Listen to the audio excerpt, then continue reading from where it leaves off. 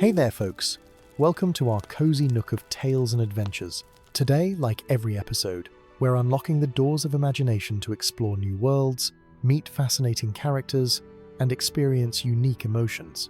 I promise to take you on an unforgettable journey through the power of words.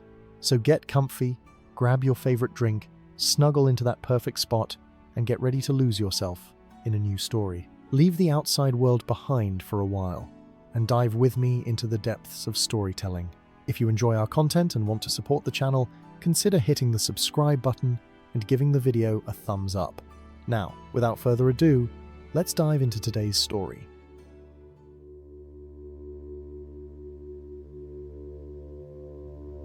In the quiet corners of the Shire, where the evening mists rise gentle from the meadows and the fireflies dance among the tall grasses, there have always been whispers.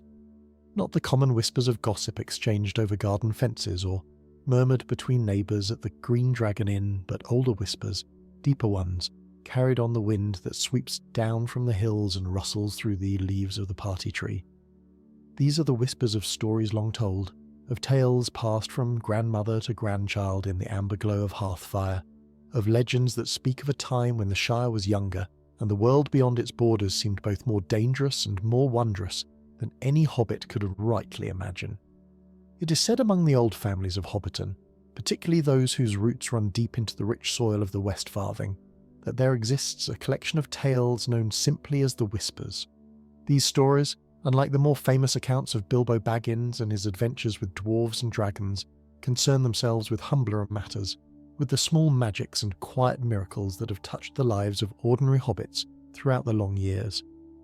They speak of enchanted wells and talking creatures, of bargains struck with mysterious strangers, and of the peculiar happenings that occur when the boundaries between the everyday world and something older, something stranger, grow thin as morning mist. The keeper of these tales, in the days before the War of the Ring, was an elderly hobbit named Rosamunda Burrows, who lived in a comfortable hobbit hole at the edge of Bywater, where her round green door faced the setting sun and her garden bloomed with flowers that seemed to possess colours not quite found elsewhere in the Shire. Rosamunda was ancient even by hobbit standards, her face a map of countless laugh lines, and her hair white as fresh-fallen snow, yet her eyes remained bright as polished chestnuts, and her memory was sharper than any blade forged in the smithies of men. On autumn evenings, when the harvest was in and the days grew short, young hobbits would gather at Rosamunda's door, their cheeks flushed from the cool air and their hearts eager for the tales she might tell. She would welcome them in with cups of warm cider and plates of seed cakes, settling them around her hearth before taking up her favourite chair, a worn but comfortable seat that had belonged to her own grandmother before her.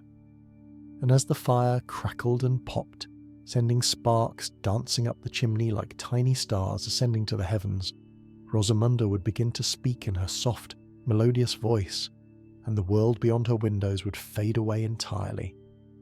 One such evening, as the first frost of autumn silvered the fields, and the moon rose full and golden over the hills, a particularly large gathering of young hobbits pressed into Rosamunda's parlour. Among them was a curious young lad named Pimpernel Took, whose inquisitive nature had gotten him into more scrapes than his poor mother cared to count, and beside him sat his cousin Marigold, a sensible lass with braided hair the colour of autumn leaves, and a sceptical turn of mind that served as a counterweight to Pimpernel's wild imagination.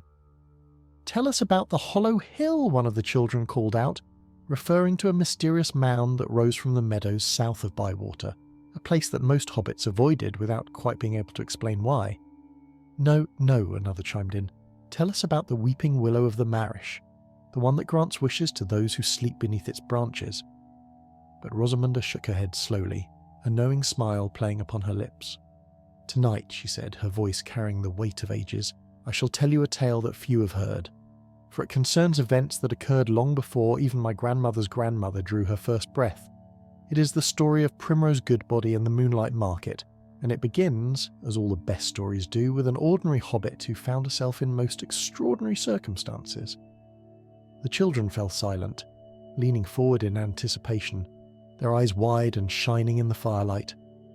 Even Marigold, despite her natural scepticism, found herself drawn in by the promise of a story she had never heard before. "In those distant days," Rosamunda began, when the Shire was still finding its shape and the old magic had not yet retreated entirely from the land, there lived in the village of Whitfurrows a young hobbit maiden named Primrose Goodbody. She was unremarkable in most respects, possessing neither great beauty nor exceptional talent, but she had a kind heart and a curious mind, and these qualities, as we shall see, would serve her well in the adventures to come. Primrose lived with her widowed father, a miller by trade, in a modest hobbit hole built into the side of a gentle hill overlooking the water. Her mother had passed when Primrose was but a small child, leaving behind only hazy memories of a warm embrace and a voice that sang lullabies on summer nights. Her father, Dol Guldur, was a good hobbit, hard-working and honest, but grief had made him quiet, and the years had worn furrows into his face as surely as water carves channels through stone. Now, it happened that in those days there was a tradition in Whitfurrows that had been observed for generations beyond counting. On the night of the autumn equinox, when day and night stand in perfect balance and the veil between the ordinary world and other, stranger realms grows thin, the hobbits of the village would leave offerings at the edge of the old wood, a forest that bordered their fields to the east. These offerings were simple things, bread and honey, small cakes and drops of cream left upon flat stones that had stood in that place since before any hobbit could remember. No one could quite recall when this tradition had begun or why it was observed, only that it had always been so, and that to neglect it would bring misfortune upon the village. The old one spoke in hushed tones of years when the offerings had been forgotten, years of blight and poor harvests, of milk that soured in the pail and hens that refused to lay, and so the tradition continued year after year, as reliable as the turning of the seasons themselves. On the night of the equinox in the year of which I speak, Primrose was tasked with carrying her family's offering to the edge of the wood. Her father, whose joints had grown stiff with age and who trusted his daughter implicitly, pressed a small basket into her hands as the sun began its descent toward the horizon. "Mind you place it on the old stone, the one with the strange markings," Tobold said, his voice gruff but gentle. "And don't linger, Primrose. Come straight home once the deed is done." Primrose nodded, tucking the basket under her arm. Inside lay a small loaf of bread her father had baked that morning, a pot of golden honey from their own bees, and 3 small cakes flavoured with seeds from the garden. It was a modest offering, but given with a sincere heart, and Primrose had been taught that this mattered more than the richness of the gift. The path to the edge of the old wood was well worn, a ribbon of packed earth that wound through meadows now golden with the last light of autumn. Primrose walked with purpose, her bare feet padding softly upon the ground, her eyes fixed upon the dark line of trees that grew ever closer with each step. The air was cool and crisp, carrying upon it the scent of fallen leaves and the distant promise of winter, and somewhere in the gathering dusk, an owl began its evening song. As she approached the boundary of the wood, Primrose felt a strange sensation, a prickling at the back of her neck, as though unseen eyes were watching her from the shadows beneath the trees.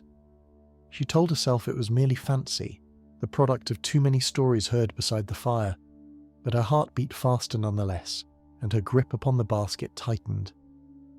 The old stone stood where it had always stood, a flat grey slab half covered with moss, its surface bearing markings that seemed neither quite letters nor quite pictures, but something in between. Primrose had seen these markings many times before, had traced them with her fingers as a child, but tonight, in the peculiar light of the equinox, they seemed to shimmer and shift, as though alive with some inner light. She knelt before the stone and carefully unpacked her basket, arranging the bread and honey and cakes with the precision of ritual. The last rays of sunlight slanted through the trees, painting everything in shades of gold and amber, and for a moment, just a moment, Primrose could have sworn she heard the faintest echo of music drifting from somewhere deep within the wood. It was then that she noticed something she'd never seen before. Beyond the old stone, half hidden by the gnarled roots of an ancient oak, there lay what appeared to be a path. Not the path she'd walked upon, which ended at the stone as it always had, but a new path, or perhaps a very old one only now revealing itself, winding away into the shadowed heart of the forest. Primrose knew she should turn and go home. Her father's words echoed in her mind, clear as a bell. "Don't linger, come straight home." These were sensible instructions, the kind any reasonable hobbit would follow without question. And yet, As she stood there in the fading light, something pulled at her, a curiosity deeper than wisdom, a longing that seemed to well up from somewhere she couldn't name. The music grew louder, or perhaps she simply became more aware of it, a melody both strange and familiar, played upon instruments she couldn't identify. It was neither joyful nor mournful, but something else entirely, something that spoke of old magic and older promises, of bargains made in the dim reaches of time. Before she quite knew what she was doing, Primrose found herself stepping past the old stone and onto the hidden path. The forest closed around her like a curtain, cutting off the last light of the setting sun, and with each step she took, the world she knew seemed to grow more distant, more dreamlike, until she could no longer be certain she'd ever belonged to it at all. The path twisted and turned, leading her deeper into the wood than she'd ever ventured, past trees whose trunks were wider than houses and whose branches formed a canopy so thick that no moonlight penetrated. Luminescent mushrooms sprouted from the forest floor, casting an eerie blue-green glow that lit her way, and strange flowers bloomed in the darkness, their petals unfurling to reveal centres that glowed like captured starlight. And then, quite suddenly, the path opened into a clearing and Primrose stopped short, her breath catching in her throat at the sight before her. The clearing was vast, far larger than it had any right to be, its boundaries lost in shadow and mist. But it was not empty. Oh no, it was far from empty, for there, spread out before her like a vision from the oldest tales, was a market unlike any she had ever seen or imagined. Stalls and tents of every colour filled the space, their fabrics shimmering with an inner light that seemed to change with each passing moment. Lanterns hung from poles and branches, casting pools of golden radiance upon the scene below, and everywhere she looked, there were beings, creatures of such variety and strangeness that her mind struggled to comprehend them all. She saw tall, slender figures with pointed ears and eyes that gleamed like precious gems, their movements graceful as flowing water. She saw small creatures no larger than her hand, with wings that sparkled like frost on a winter morning, darting between the stalls and laughing in voices like tiny bells.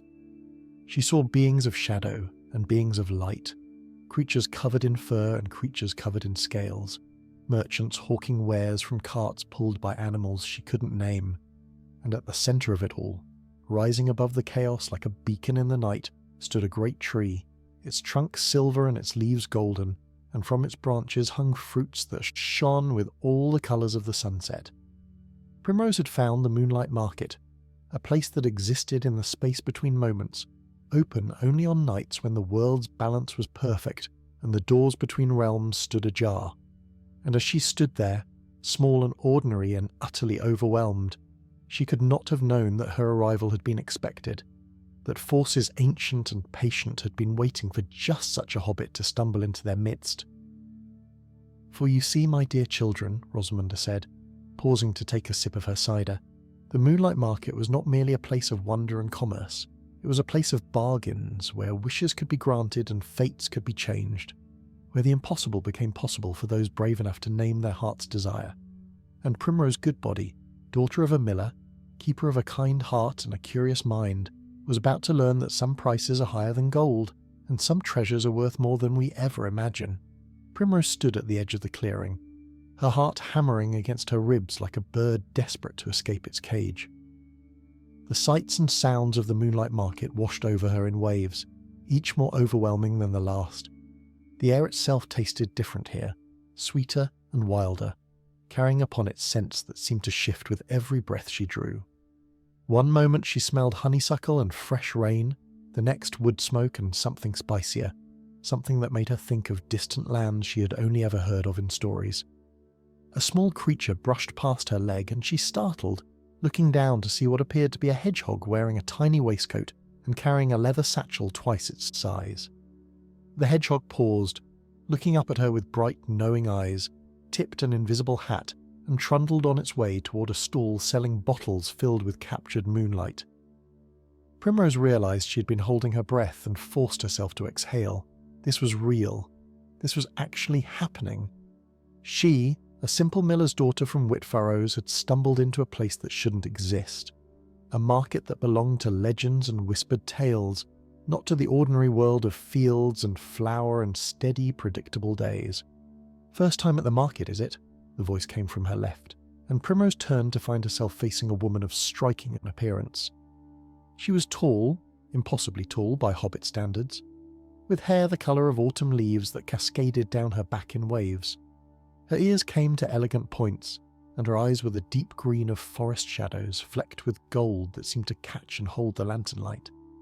She wore robes of shimmering fabric that shifted between purple and blue with each movement, and upon her brow rested a circlet of woven silver leaves. Yes, Primrose managed, her voice coming out as little more than a squeak. "I didn't mean to. I was just leaving offerings at the stone, and there was a path, and I—" The woman smiled, and it was a smile both kind and knowing, the smile of one who has seen countless others stumble into this place with the same bewildered expression. "The market reveals itself to those who are meant to find it," she said, her voice melodic and warm. "You're here because you were called, little one. The question is not how you came to be here, but what you will do now that you have arrived." Primrose blinked, trying to process these words. Called? She had been called? By whom, and for what purpose? She opened her mouth to ask, but the woman was already gliding away, her robes trailing behind her like morning mist, leaving Primrose alone once more at the market's edge.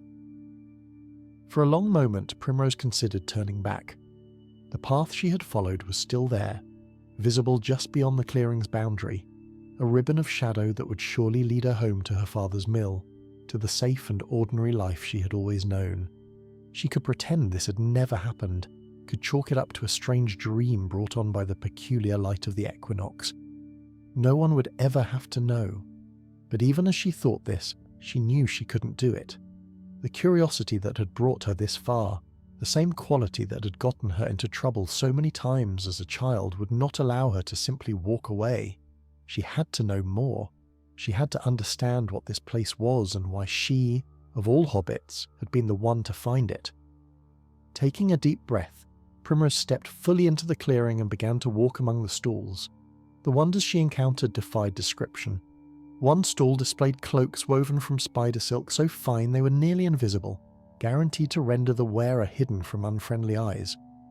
Another offered maps of places that didn't exist yet, futures that might come to pass if only the right choices were made. She passed a tent where a wizened creature with skin-like bark sold seeds that would grow into trees bearing any fruit the planter desired, and another where a merchant with scales instead of skin hawked crystals that captured memories, allowing one to relive moments from the past as vividly as if they were happening anew. Everywhere she looked, deals were being struck. Creatures of every shape and size haggled and negotiated, offering items of power in exchange for things that seemed, to Primrose's untrained eyes, utterly worthless. A tall being wrapped in shadow traded what appeared to be a magnificent sword for a single tear collected in a crystal vial. A small winged creature exchanged a bag of gems for nothing more than a whispered secret. And in every transaction, Primrose sensed weight and consequence, as though each bargain carried implications far beyond what she could perceive. As she wandered deeper into the market, Primrose began to notice that she was being watched. Not obviously, not with open stares, but with sidelong glances and murmured comments, as though her presence had been noted and was being discussed. She caught fragments of whispered conversations, words that made little sense but filled her with an unease she couldn't quite name. The miller's daughter. She has her mother's eyes. Does she know? Surely she must know. Her mother's eyes. Primrose stopped short, her heart suddenly racing. What did these strange beings know of her mother?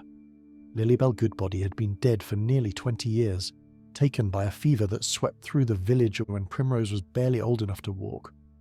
Her father rarely spoke of her, the grief still too raw even after all this time, and Primrose had grown up with nothing but a faded portrait and a handful of vague memories to remember her by. "You look troubled, young hobbit." This voice was different from the first, deeper and rougher, and Primrose turned to find its source. Sitting upon a stool beside a stall hung with strange instruments and curious devices was a figure unlike any she had yet encountered. He appeared to be a dwarf, though taller than any dwarf she'd seen in her admittedly limited experience, with a beard of silver that fell to his belt and eyes the colour of storm clouds. He wore an apron stained with countless colours, and his hands, when he raised them in greeting, were scarred and calloused from years of labour. "You might say that," Primrose replied, surprising herself with her own boldness. "Everyone here seems to know something about me that I don't know myself." The dwarf chuckled, a sound like rocks tumbling in a stream.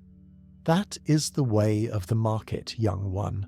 Secrets are currency here, and knowledge is power. Those who dwell in this place make it their business to know things, especially things that others wish to keep hidden." Primrose approached his stall, studying the objects displayed upon the cluttered table. There were clockwork birds that seemed to breathe, mirrors that showed reflections of places far distant, and rings that pulsed with inner light. But it was a small, unassuming box that caught her attention, a box of dark wood carved with the same strange symbols she had seen upon the offering stone. "What is this?" she asked, reaching out to touch it. The dwarf's hand shot out, catching her wrist before her fingers could make contact. His grip was gentle but firm, and his stormy eyes held a warning. "That," he said quietly, "is not for idle curiosity. That box contains something precious, something that was lost long ago and has been waiting here, in my keeping, for the one who was meant to claim it." "Claim it? Who would that be?"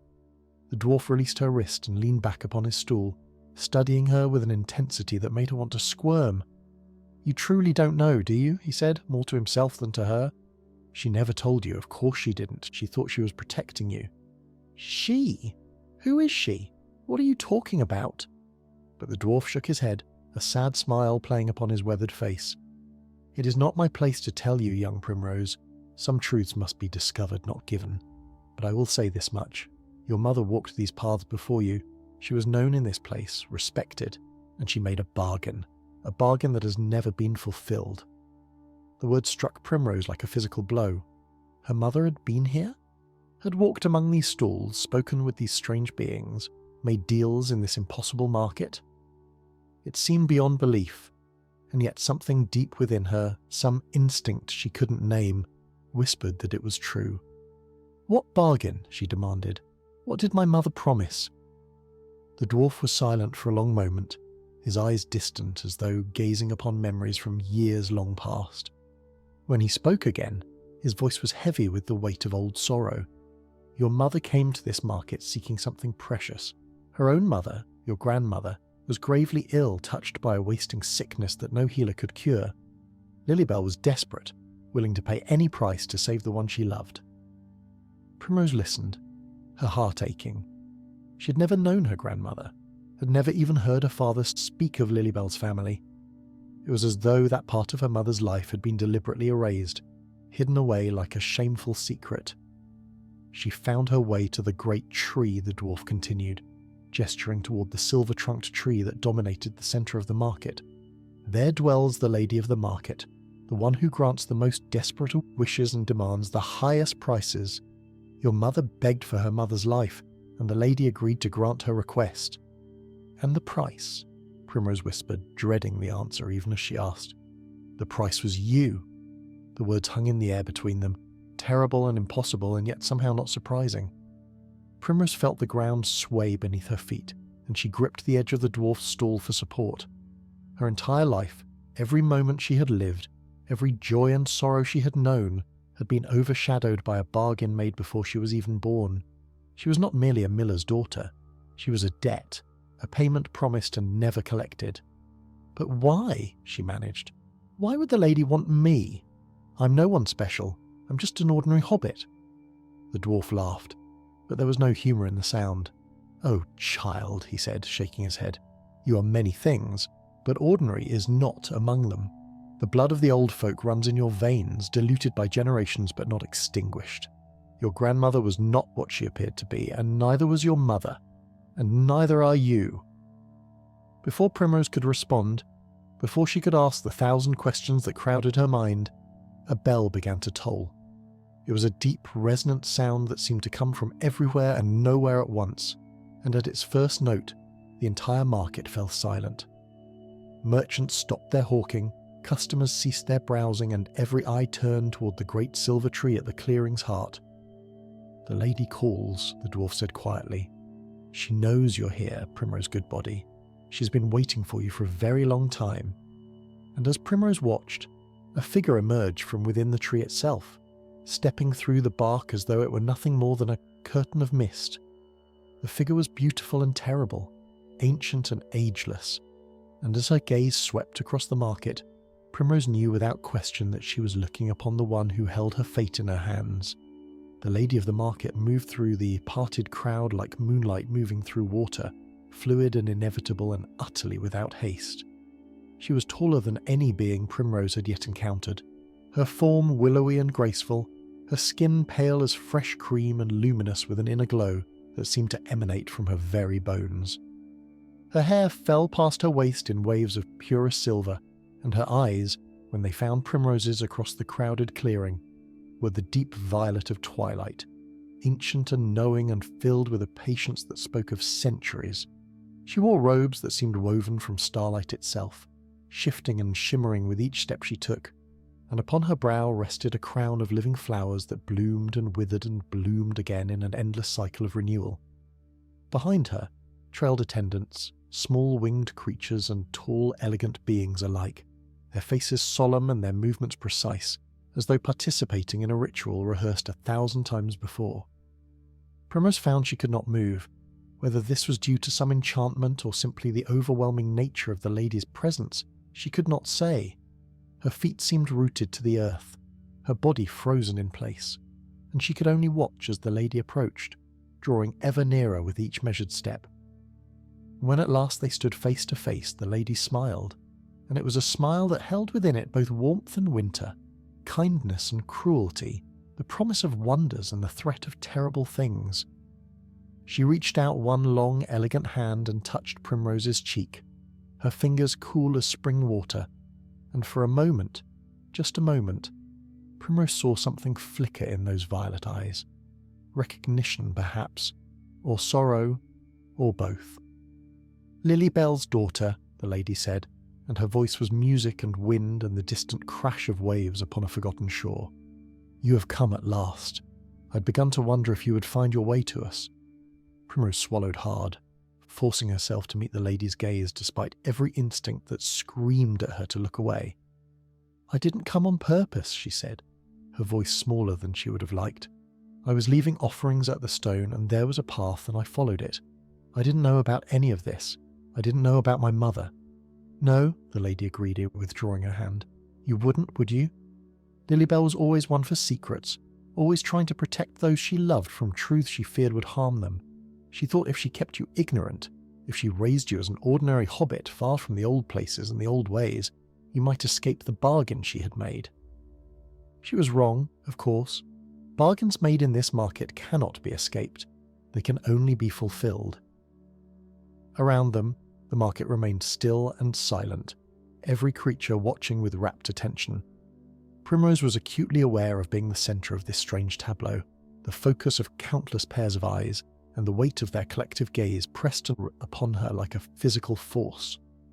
"The dwarf told me," Primrose said, finding courage she didn't know she possessed. "He said my mother bargained my life for my grandmother's. He said I was the price she agreed to pay." The lady inclined her head, a gesture of acknowledgement. "That is true, after a fashion. Your mother came to me 23 years ago, desperate and grieving, willing to offer anything in exchange for her mother's recovery. I granted her request. Your grandmother lived for 7 more years, years filled with joy and reconciliation, years in which she was able to see her daughter wed and know that her line would continue. It was a gift beyond measure. And in return," Primrose pressed, "in return, Lilybell promised me her firstborn child. On that child's 20th year, she would bring them to the market, and they would enter my service for a term of 7 years, after which they would be free to return to the mortal world with gifts and blessings beyond imagining. It was a fair trade, I thought. Many would consider it generous." Primrose did the arithmetic in her head. She was 22 years old. The bargain should have been fulfilled 2 years ago. "But my mother died," she said slowly, understanding dawning. "She died when I was 3. She couldn't bring me to the market because she was gone." "Just so," the lady said, and now her voice held a thread of something that might have been regret. "The fever that took her was not natural, though it appeared so to mortal eyes. It was punishment, you see. Lilybell had begun to question the bargain, had sought ways to break it or escape it. She spoke to those who should not have been spoken to, learned things that were not meant for mortal minds. And so the fever came, and she was taken, and the bargain remained unfulfilled. "That's horrible," Primrose whispered, tears pricking at her eyes. "You killed her because she wanted to protect her child?" The lady's expression did not change, but something shifted in her ancient eyes. "I did not kill her, little one. I'm not the only power that moves in the spaces between worlds. There are those who enforce the old contracts, who ensure that debts are paid and bargains kept. They're older than I am and far less forgiving. It was they who sent the fever, they who claimed your mother as a lesson to others who might think to break their word." Primrose's mind reeled. The world she had thought she knew, the simple world of the Shire with its fields and festivals and predictable rhythms, seemed to be crumbling around her, revealing depths and dangers she had never imagined. Her mother had not simply died. She had been taken, punished for the crime of loving her daughter too much. "So, what happens now?" Primrose asked, her voice steadier than she felt. "The bargain was never fulfilled. My mother is dead and I'm here 2 years late. What do you want from me?" The lady was silent for a long moment, regarding Primrose with an expression that was difficult to read. Around them, the market remained frozen, its denizens still as statues, waiting for what would come next. "What I want," the lady said at last, "is what I've always wanted. The bargain fulfilled, the debt paid, the balance restored. You were promised to me, Primrose Goodbody, before you drew your first breath. That promise still stands, unbroken by time or death, or the desperate hopes of a mother who loved unwisely." "And if I refuse?" Primrose asked, though she suspected she already knew the answer. The lady's smile faded, and in its place came something colder, something that reminded Primrose that this being, for all her beauty and grace, was not human and did not think in human terms. "Then the enforcers will come for you, as they came for your mother. They are patient, but they are not merciful. They will take what is owed one way or another, and when they take, they do not give back." Fear coiled in Primrose's belly, cold and slick as a serpent. She thought of her father alone in his mill, unaware of the danger his daughter faced. She thought of the life she had known, the simple pleasures of working in the garden, of baking bread on cold mornings, of watching the sunset paint the hills in shades of gold and rose. All of it seemed suddenly fragile, precious beyond measure, and the thought of losing it was almost more than she could bear. But alongside the fear, something else stirred. Anger, defiance, the same stubborn streak that had gotten her into trouble so many times as a child, the refusal to simply accept what others told her must be so. Her mother had tried to break this bargain, had died trying. Perhaps that meant it could be broken, if only one knew how. "You said 7 years," Primrose said slowly, an idea beginning to form in her mind. 7 years of service, and then I would be free. That was the original bargain. The lady inclined her head. "That is correct. But the bargain was made by my mother, not by me. I never agreed to anything. I never made any promises." A ripple of interest passed through the watching crowd, whispers exchanged in languages Primrose couldn't understand. The lady's eyes narrowed almost imperceptibly, and Primrose knew she had touched upon something important. "The old laws are clear," the lady said carefully. "A parent may bargain on behalf of their child. This has been the way since the beginning of time. But the old laws must also be precise," Primrose pressed, drawing upon every tale she had ever heard of bargains with the fair folk. "Every story says so. The exact words matter, the specific terms. My mother promised to bring me to the market on my 20th year. She failed to do so. The bargain was broken, not by me but by circumstances beyond anyone's control." The silence that followed was thick enough to cut. The lady stood perfectly still, her violet eyes boring into Primrose's, and for a moment the young hobbit feared she had overstepped, that she had angered a being far more powerful than herself. But then, slowly, the lady began to smile. It was not a warm smile, not entirely, but there was something in it that might have been respect, or perhaps simply amusement at finding unexpected defiance in such an unlikely source. "Clever," the lady said softly. "Cleverer than your mother, certainly. She sought to break the bargain through force of will. You seek to find the cracks in its foundation. She paused, considering. Very well, Primrose Goodbody. I will offer you a choice, a chance to determine your own fate rather than having it determined for you. But know this, the choice I offer will not be easy, and its consequences will be real. The lady raised her hand, and at once the frozen market stirred to life. But it was a different kind of life than before, hushed and expectant, as though every creature present understood that something momentous was about to unfold. The attendants who had trailed behind the lady now moved forward, forming a loose circle around Primrose and their mistress, creating a space that felt both ceremonial and somehow final. 3 tasks, the lady said, her voice carrying to every corner of the clearing. This is the choice I offer you, Primrose Goodbody. Complete 3 tasks of my choosing, and the bargain your mother made will be considered fulfilled. You will be free to return to your life in the Shire, with no debt hanging over your head, and no enforcers hunting your steps. Primrose's heart leapt at the words. 3 tasks. It seemed almost too simple, too straightforward. She had expected something far worse, some terrible price that would leave her broken even in victory. But before hope could take root too deeply, the lady continued. Fail any one of these tasks, however, and you will enter my service not for 7 years, but for 7 times 7. 49 years, Primrose. By the time you return to your mortal world, everyone you have ever known would be dust and memory. Your father's bones would lie beneath the earth, his name forgotten. The Shire itself might be changed beyond recognition. This is the price of failure. The hope that had kindled in Primrose's chest guttered like a candle in a sudden wind. 49 years. She would be an old woman, ancient by Hobbit standards, her life essentially over, and her father, dear Tobold, who had already lost so much, would spend his remaining years wondering what had become of his only child. That seems rather harsh, Primrose said, fighting to keep her voice steady, for tasks I haven't even agreed to attempt yet. The old magic does not deal in kindness, the lady replied. It deals in balance. Your mother was offered a great gift, the life of someone she loved. A great price was demanded in return. You seek to escape that price through cleverness rather than payment. This is permitted, but it is not without risk. The scales must balance one way or another. Primrose closed her eyes, thinking furiously. She could refuse the lady's offer, could accept the original terms of the bargain instead. 7 years of service and then freedom. It was a long time, but not impossibly so. She would still be relatively young when she returned, still able to build a life for herself. Her father might even still be alive, waiting for her. But something in her rebelled against this option. Why should she serve at all for a bargain she'd never made? Why should she pay a price demanded before she even existed? The unfairness of it burned in her chest, a cold fire that would not be extinguished. Tell me about these tasks, she said, opening her eyes. What would I be required to do?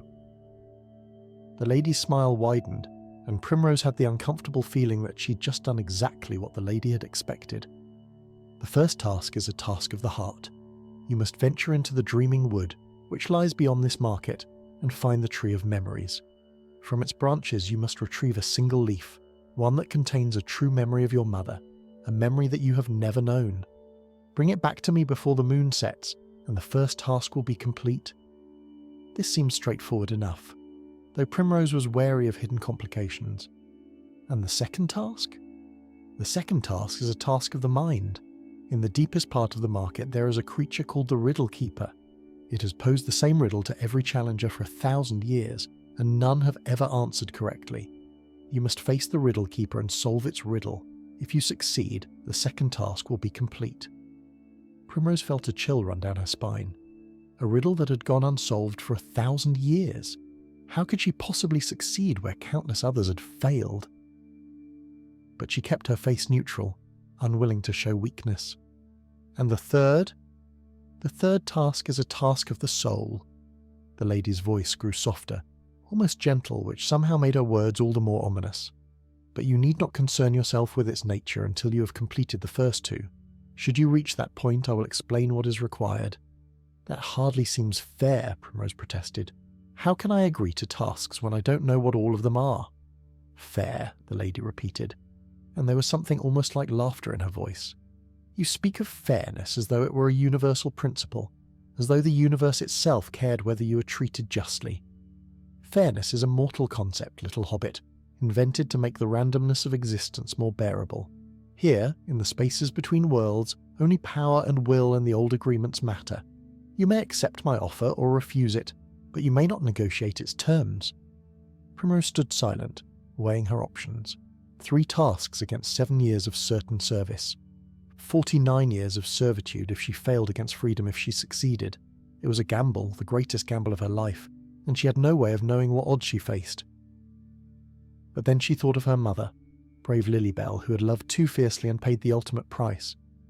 She thought of the fire that had burned in her mother's heart, the determination that had driven her to seek ways to break this bargain, even knowing the danger. That same fire burned in Primrose now, passed down through blood and bone, a legacy more precious than gold. "I accept," she said, and her voice did not waver. "I will complete your 3 tasks." A murmur rippled through the crowd, surprise mingling with what might have been admiration. The lady nodded slowly, as though Primrose's acceptance had been inevitable from the start. "So be it," the lady said. "The bargain is witnessed and sealed. You have until the moon sets to complete the first task. The Dreaming Wood lies to the north, beyond the Silver Gates. The Tree of Memories grows at its heart. But be warned, little hobbit. The Dreaming Wood is not like the forests of your mortal realm. It feeds on memory and desire, shows travellers what they most wish to see and what they most fear to remember. Many who enter its depths never find their way out again." "Encouraging," Primrose muttered under her breath, but she squared her shoulders and lifted her chin. "Which way to the Silver Gates?" A path opened through the crowd, creatures stepping aside to create a corridor that led toward the market's northern edge. In the distance, Primrose could just make out a shimmer of silver, 2 tall pillars that seemed to be made of captured moonlight. She took a step forward, then paused, turning back to face the lady. "One more question," she said. "The dwarf at the stall, the one with the box, he said it was waiting for the one who was meant to claim it. Was that meant for me?" Something flickered in the lady's violet eyes, something that might have been surprise or perhaps unease. "The dwarf speaks of things that do not concern this bargain," she said carefully. "Complete your tasks, and perhaps we will discuss that box and its contents. Fail, and it will matter not at all." It was not an answer, not really, but Primrose sensed she would get nothing more. She nodded once, sharply, and turned toward the Silver Gates. The walk through the market felt different now, charged with significance. Creatures who had watched her with idle curiosity before now regarded her with something closer to respect, or perhaps pity. Small beings scurried out of her path, while taller ones inclined their heads as she passed. She heard whispers following her, comments in languages she could not understand, and she tried not to let them distract her from the task ahead. The Silver Gates loomed larger as she approached, and she could see now that they were not solid but rather woven from threads of light, shimmering and shifting like the surface of a pond disturbed by a gentle breeze. Beyond them lay darkness, not the warm darkness of a moonless night in the Shire, but something deeper, more absolute. A darkness that seemed to have weight and texture and intention. Primrose paused at the threshold, gathering her courage. The Dreaming Wood awaited, with all its wonders and terrors, and somewhere at its heart stood the Tree of Memories, holding secrets she had never known about a mother she could barely remember. She thought of her father, alone in his mill, waiting for a daughter who might never return. She thought of the life she was risking, the simple pleasures she might never experience again, and she thought of her mother, brave and foolish and loving, who had walked through this very market and made a bargain that echoed still through the years. "For you, Mother," Primrose whispered, "I'll find out who you really were." And with those words, she stepped through the Silver Gates and into the Dreaming Wood. The darkness swallowed her whole. For a moment there was nothing, no light, no sound, no sensation of any kind. She might have been floating in the void between stars, alone in an emptiness so complete that even the memory of existence seemed distant and dreamlike. Then, slowly, the world began to take shape around her. Trees emerged from the darkness, their trunks silver and their leaves gold, exactly like the great tree at the market's heart, but somehow smaller, more intimate. The ground beneath her feet was soft with moss that glowed faintly blue, and the air smelled of something achingly familiar. something she couldn't quite name but that made her heart ache with longing. And there, standing among the silver trees, was a figure she knew at once, though she'd not seen that face in nearly 20 years. "Hello, my darling," said Lilybell Goodbody, smiling the smile Primrose remembered from her earliest, haziest dreams. "I've been waiting for you." Primrose stood frozen, her breath caught in her throat, staring at the figure before her. Lilybell looked exactly as she appeared in the faded portrait that hung above the mantel in their hobbit hole. The same warm brown eyes, the same gentle smile, the same tumble of chestnut curls falling past her shoulders. She wore a simple dress of pale green, the colour of new leaves in spring, and her feet were bare against the glowing moss. "Mother," Primrose whispered, the word feeling strange and precious on her tongue. She had not spoken it aloud in so many years, had trained herself not to even think it too often, for the ache it brought was almost too much to bear. Lilybell opened her arms, her smile widening. "Come here, my darling girl, let me hold you. I've waited so long." Every fibre of Primrose's being yearned to run forward, to throw herself into those waiting arms, to feel the embrace she had been denied for nearly 2 decades. Tears pricked at her eyes, and her feet took a step forward almost of their own accord. But something stopped her. A whisper of warning in the back of her mind, a memory of the lady's words. The dreaming wood feeds on memory and desire, shows travellers what they most wish to see. This was what she most wished to see, more than anything in the world. Her mother, alive and waiting, ready to make up for all the lost years, which meant it almost certainly wasn't real. Primrose forced herself to stop to look more closely at the figure before her. The eyes were warm, yes, but were they quite right? The smile was gentle, but was there something slightly wrong about the way the lips curved? And now that she thought about it, shouldn't her mother have aged? She'd been dead for nearly 20 years, but the figure before her looked exactly as she had in the portrait, exactly as she had looked when a Primrose was a child. "You're not my mother," Primrose said, and though her voice trembled, she did not look away. "You're something else, something the wood created to tempt me." The figure's smile faltered just for a moment, before returning even brighter than before. "Darling, what are you talking about? Of course I'm your mother. Don't you recognise me?" "I recognise what you look like," Primrose replied, taking a step backward. "But my mother is dead. She died when I was 3 years old. Whatever you are, you're not her." The figure's expression shifted, warmth giving way to something colder, more calculating. The brown eyes flickered, and for just an instant, Primrose saw something else behind them, something ancient and hungry. Then the illusion shattered, the figure dissolving into mist and shadow, and Primrose found herself alone once more among the silver trees. Her heart hammered in her chest, and she realised she was shaking.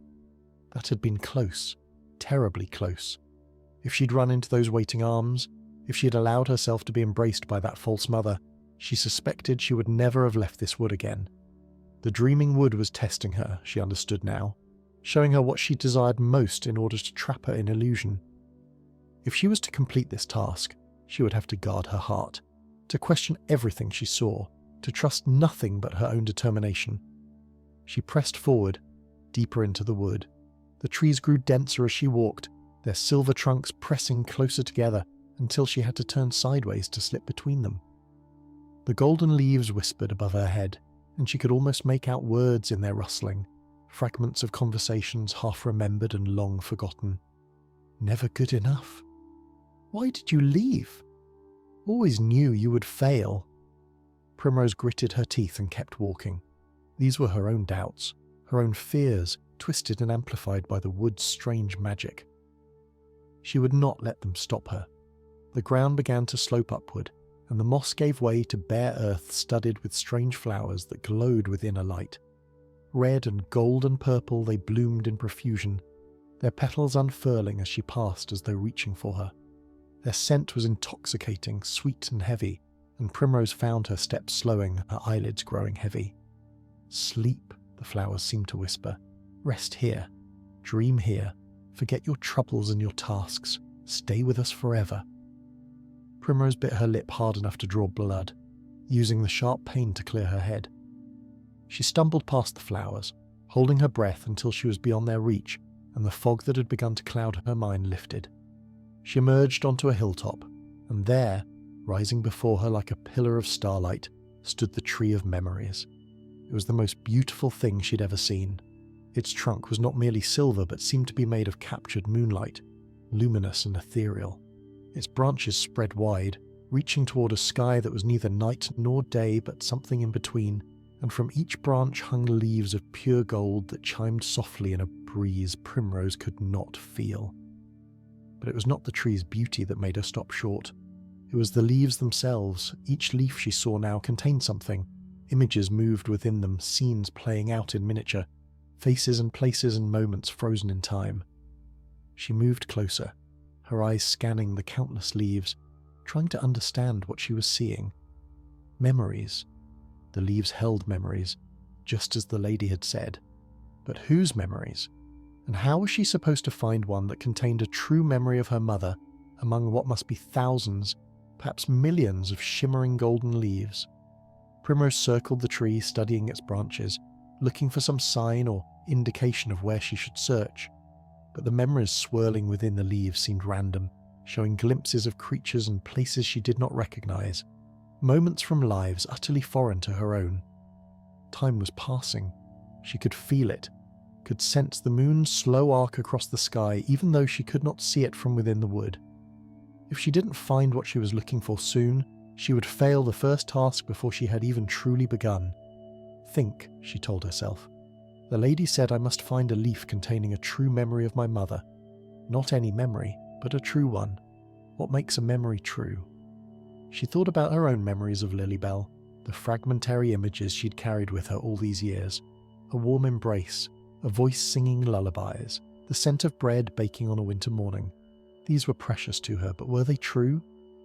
Or had they been shaped by time and longing, transformed by grief into something that might not match reality? Perhaps true memories were not simply accurate recollections.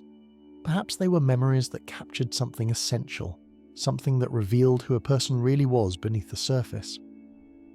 Primrose closed her eyes and thought of her mother. Not the portrait, not the false image the wood had shown her, but the feeling of her mother, the love that had surrounded her in those early years, the sense of safety and warmth that she still carried within her heart. What would that love look like captured in a memory? When she opened her eyes, she saw it at once. One leaf hanging from a low branch near the tree's heart, glowing more brightly than the others. She had not noticed it before, but now it seemed to call to her, pulsing with a light that felt familiar in a way she couldn't explain. She reached up and gently touched the leaf. At once, the world around her dissolved, and she was somewhere else entirely. She stood in a small, cozy kitchen, warm with firelight and fragrant with the smell of baking. A young woman sat in a rocking chair by the hearth, her chestnut curls falling loose around her shoulders, her eyes tired but filled with love. In her arms she held a baby, a tiny thing with a wisp of brown hair and eyes that were still the unfocused blue of the very young. "My darling Primrose," the young woman whispered, and Primrose's heart clenched at the sound of her mother's voice, her true voice, not the imitation the wood had created. "I don't know what the future holds for you. I don't know what trials you'll face or what paths you'll walk, but I want you to know, whatever happens, that you were wanted, you were loved. From the moment I knew you existed, you were the greatest joy of my life." Tears streamed down Primrose's cheeks as she watched, unable to look away. This was real. This was true. She could feel it in her bones, in the very fibre of her being. This was her mother as she had actually been, not as grief and time had painted her. "I made mistakes," Lilybell continued, her voice soft and sad. "I made a bargain I shouldn't have made, and I've spent every day since trying to find a way to undo it. But you, my darling, you were never a mistake. You were never just a price to be paid. You are my daughter, my heart, my hope, and whatever comes, I will love you always." The vision faded, and Primrose found herself back beneath the Tree of Memories, the golden leaf clutched gently in her hand. Primrose emerged from the dreaming wood with the golden leaf pressed close to her heart. The silver gates shimmered before her, and she passed through them without hesitation, stepping back into the strange twilight of the moonlight market. The moon still hung overhead, lower now than when she'd departed, but she'd made it back in time. The first task was complete. The crowd that had gathered to watch her departure remained in place, and a murmur of surprise rippled through them as she appeared. She caught fragments of whispered conversation, amazement that she had returned at all, speculation about what she might have encountered in the wood's depths. Primrose ignored them all, her eyes fixed on the silver tree at the market's centre where the lady waited. The lady's expression was unreadable as Primrose approached, but something flickered in those violet eyes when she saw the golden leaf clutched in the young hobbit's hand.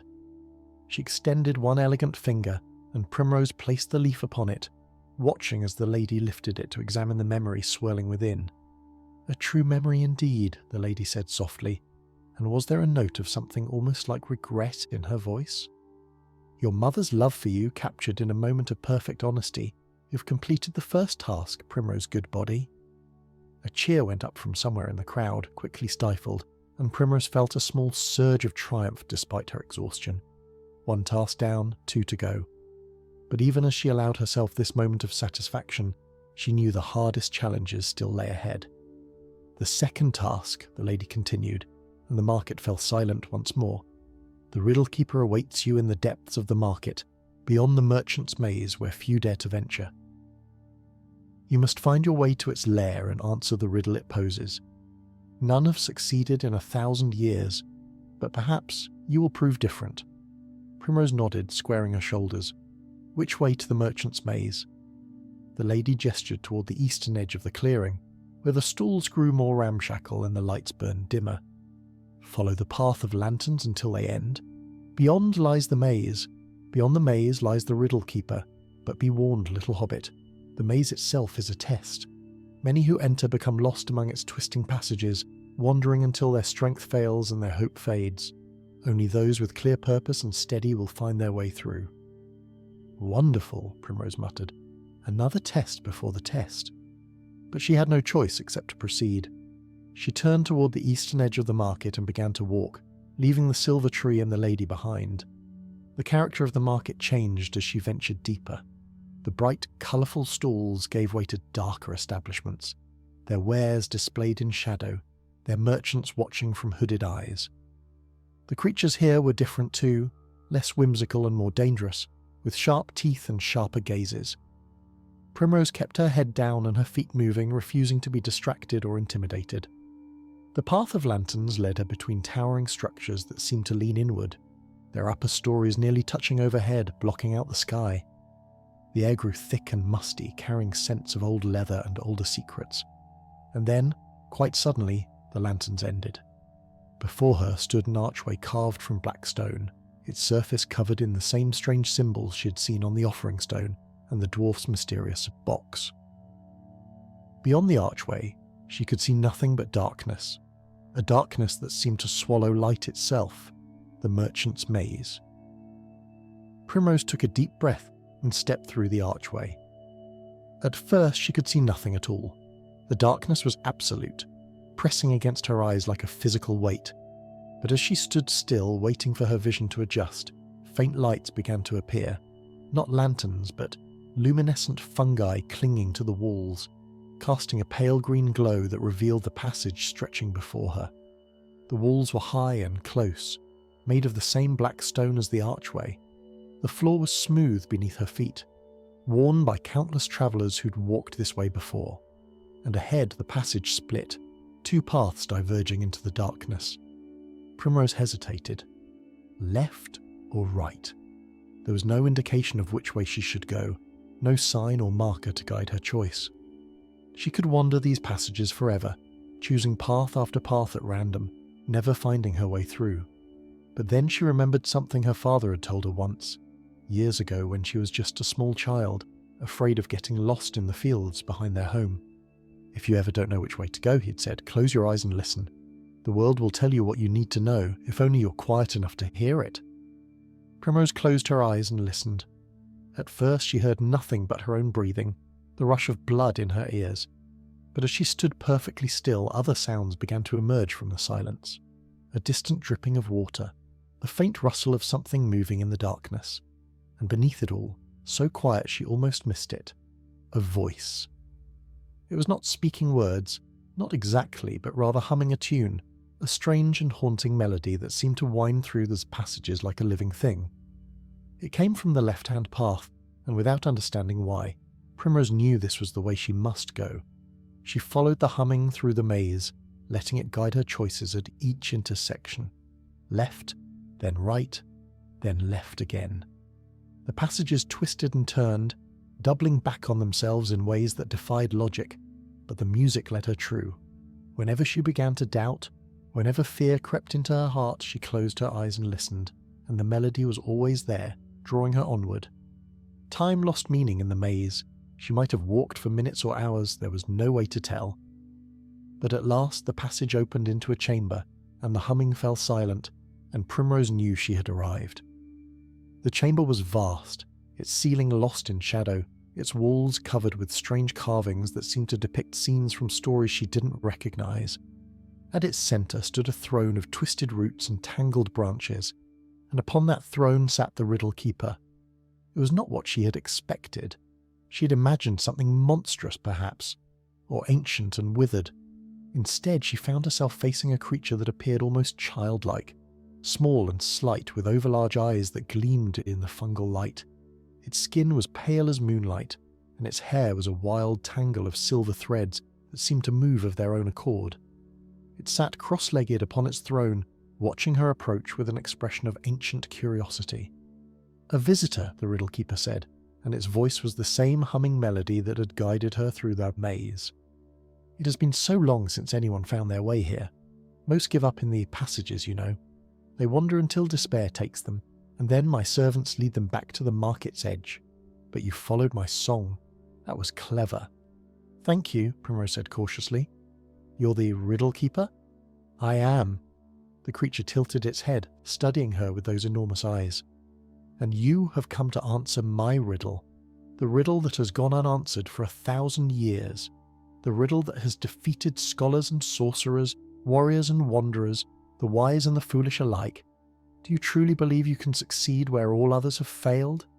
"I don't know," Primrose admitted, "but I have to try." The Riddle Keeper smiled, and there was something almost sad in the expression. "Honesty. That is rare in those who come seeking answers.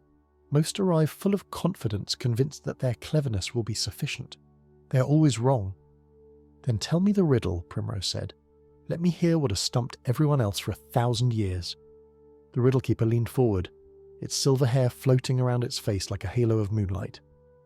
When it spoke, its voice changed, becoming deeper and more resonant, carrying weight and power that seemed to make the very air tremble. "I am not alive, yet I grow. I have no lungs, yet I need air. I have no mouth, yet water kills me. What am I?" Primrose stood perfectly still, turning the riddle over in her mind. Not alive, yet it grows. No lungs, yet needs air. No mouth, yet water kills it. The answer seemed tantalizingly close, hovering just at the edge of understanding, but every time she reached for it, it slipped away. She thought of all the things she knew that grew without being alive. Plants? No, plants were alive in their own way. Crystals? They grew, but did they need air? She didn't think so, and water wouldn't kill a crystal, it would simply get it wet. What else grew? Stories grew, spreading from teller to listener. Rumours grew, becoming larger with each retelling. Shadows grew as the sun moved across the sky. And then, quite suddenly, she had it. "Fire," she said. "The answer is fire." The silence that followed her answer stretched on for what felt like an eternity. The Riddle Keeper sat motionless upon its throne of twisted roots, its enormous eyes fixed upon Primrose with an intensity that made her want to squirm. Had she been wrong? Had she failed? The weight of 49 years of servitude pressed down upon her shoulders, and she found herself holding her breath, waiting for the verdict. Then, slowly, the Riddle Keeper began to laugh. It was not a mocking laugh, not cruel or dismissive, but rather a sound of genuine delight, bubbling up from somewhere deep within the creature's slight form. It threw back its head, silver hair floating around it like a cloud, and laughed until tears streamed down its pale cheeks. "Fire!" the Riddle Keeper gasped between peals of laughter. "Fire! 1,000 years, 1,000 challenges, and it takes a hobbit, a simple hobbit from the Shire, to speak the answer that has eluded them all." Primrose felt a rush of relief so powerful, her knees nearly buckled. So I was right. The answer is fire? Of course it's fire. The Riddle Keeper wiped its eyes, still chuckling. It grows without being alive. It needs air to survive. Water extinguishes it. The simplest riddle in all the world, and yet no one has ever answered it correctly. Do you know why? Primrose shook her head, genuinely curious despite her exhaustion. Because they overthink it. The Riddle Keeper leaned forward, its expression becoming serious. They come here expecting something grand, something worthy of 1,000 years of failure. They search for answers in ancient languages and forgotten lore, in complex puzzles and hidden meanings. They cannot accept that the truth might be simple, obvious, right before their eyes. They defeat themselves with their own cleverness. And I'm not clever enough for that, Primrose said, a wry smile tugging at her lips. You're exactly clever enough, the Riddle Keeper corrected. You think like a hobbit, practically and plainly, without the burden of excessive learning. When I spoke of something that grows without living, you thought of fire because you have sat before countless hearths, watching flames dance and spread. You know fire in your bones, in a way that scholars who have only read about it in books never could. Primrose considered this. It was true that she'd spent countless evenings tending the fire in their hobbit hole, feeding it with kindling when it grew low, watching it consume logs and transform them into ash and warmth. She had never thought of this as special knowledge, merely the ordinary experience of everyday life. The second task is complete, the Riddle Keeper declared, rising from its throne. Standing, it was barely taller than Primrose herself, slight and fragile-looking despite the ancient power that radiated from its form. You have answered my riddle and proven yourself worthy. But before you go, little hobbit, I have something to give you. It reached into the folds of its pale robes and withdrew an object that caught the fungal light and threw it back in sparkles of silver and gold. A key, Primrose saw, but unlike any key she'd ever seen. Its shaft was twisted into impossible spirals, and its teeth formed patterns that seemed to shift and change even as she watched. What is this? She asked, as the Riddle Keeper pressed it into her palm. A gift freely given, with no strings attached, the Riddle Keeper replied. It is called the Key of Opening, and there is no lock in any world that can resist it. I have held it for many centuries, waiting for one worthy to carry it onward. That one is you. Primrose stared at the key, feeling its strange weight in her hand. Why me? We've only just met. Because you answered my riddle. The Riddle Keeper's enormous eyes gleamed with something that might have been affection. Because you followed my song through the maze when others would have wandered in despair. Because you came here seeking not glory or power, but simply to pay a debt that was never truly yours. These things matter, little hobbit. They matter more than you know. Primrose tucked the key carefully into her pocket, alongside the golden leaf from the Tree of Memories. Thank you, she said, and meant it. Go now, the Riddle Keeper said, gesturing toward a passage that had not been there moments before, a passage filled with soft, warm light, rather than the cold glow of fungi. This way will take you back to the market. The lady awaits, and your final task remains. Primrose nodded and turned toward that passage, but she'd taken only a few steps when the Riddle Keeper spoke again. One more thing, Primrose Goodbody. She paused, looking back over her shoulder. The third task will be the hardest of all, the Riddle Keeper said, its voice soft and serious. Not because it requires strength or cleverness, but because it requires you to face the truth of who you are and what you're willing to sacrifice. When the moment comes, remember this. The greatest courage is not in fighting, but in letting go. Before Primrose could ask what this meant, the passage seemed to pull her forward, and the Riddle Keeper and its chamber faded into memory. She emerged into the market near the Silver Tree, blinking in the sudden brightness of the hanging lanterns. The crowd that had gathered earlier had grown even larger, creatures of every description pressing close to catch a glimpse of the hobbit who had completed 2 impossible tasks. And there, standing beneath the tree's shimmering branches, the lady waited. You have answered the Riddle Keeper's riddle, the lady said as Primrose approached. There was no surprise in her voice, only a kind of resigned acceptance, as though she had known this would happen all along. No one has accomplished such a feat in 1,000 years. You continue to exceed expectations, little hobbit. The third task, Primrose said, too tired for pleasantries. You said you would tell me what it is when I completed the first 2. I've completed them. Tell me what remains. The lady was silent for a long moment, her violet eyes searching Primrose's face as though looking for something specific. Whatever she sought, she seemed to find it. for at last she nodded slowly and began to speak. "The third task is indeed a task of the soul, as I said before.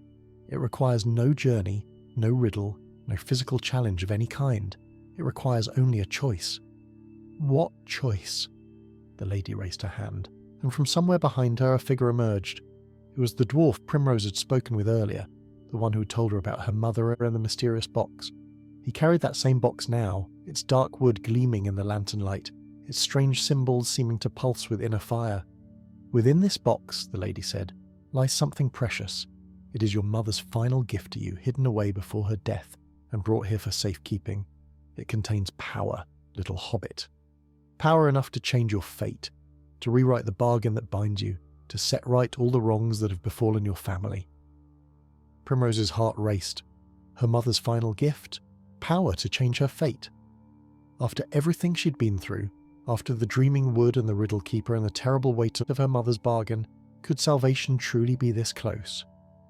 "But there is a cost," the lady continued, and her voice grew heavy with significance. "If you open the box and claim what lies within, you will gain the power to free yourself forever. But in doing so, you will lose something precious.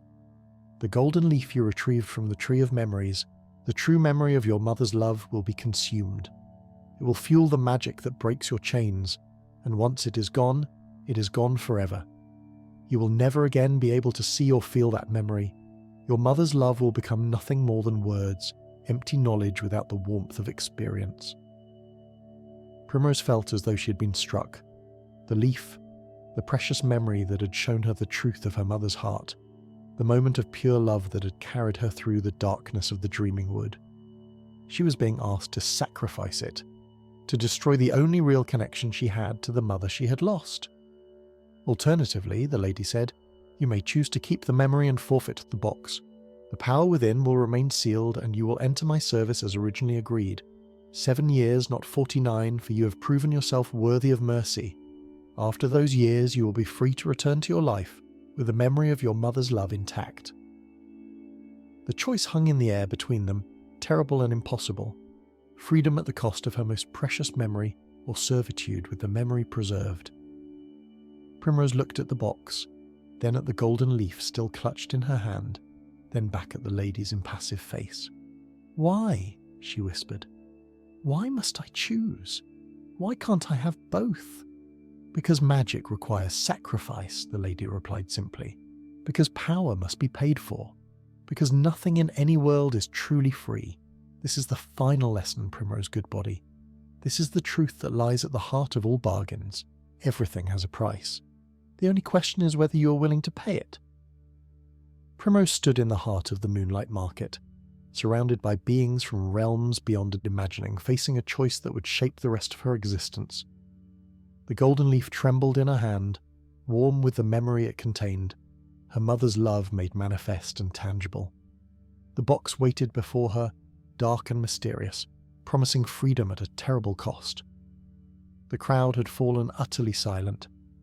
Even the creatures who had been whispering among themselves now held their breath, watching the small hobbit with something approaching reverence.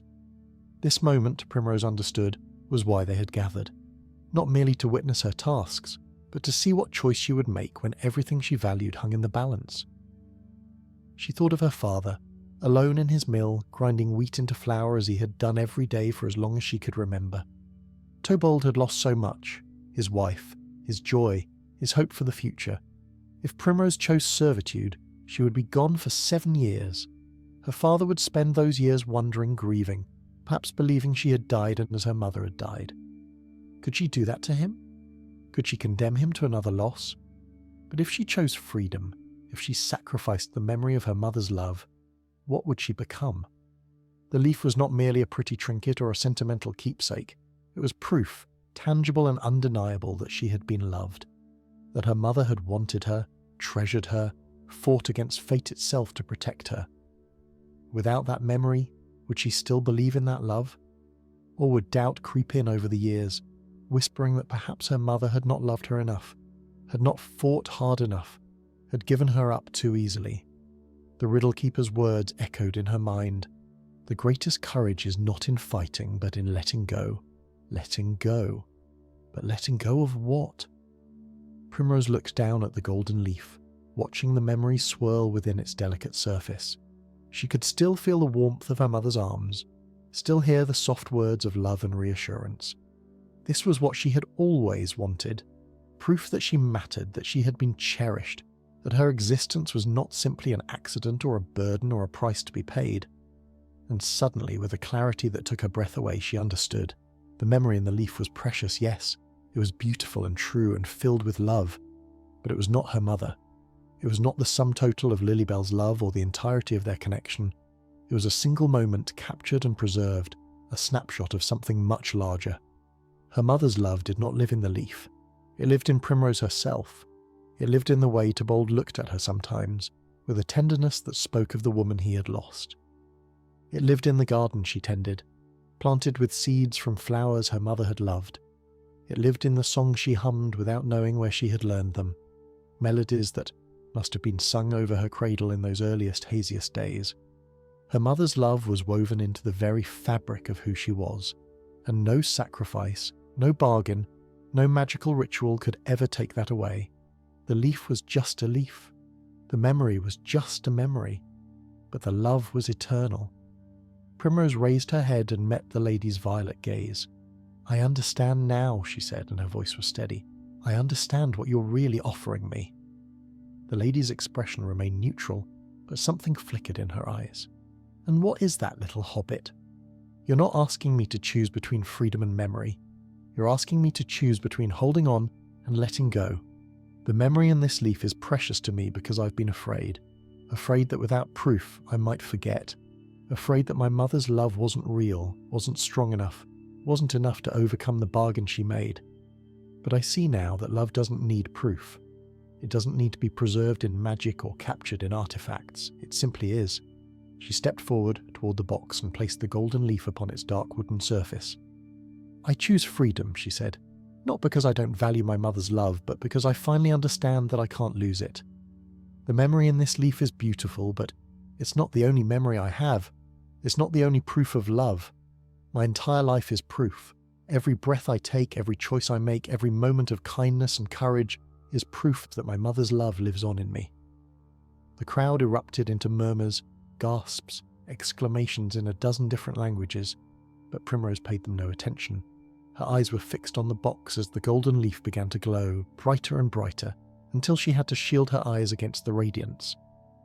When the light faded, the leaf was gone, consumed by the magic it had awakened, and the box was opening, its lid rising of its own accord to reveal what lay within.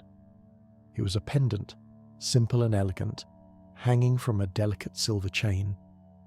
The pendant itself was a small crystal, clear as water, and within it swirled something that looked like captured starlight.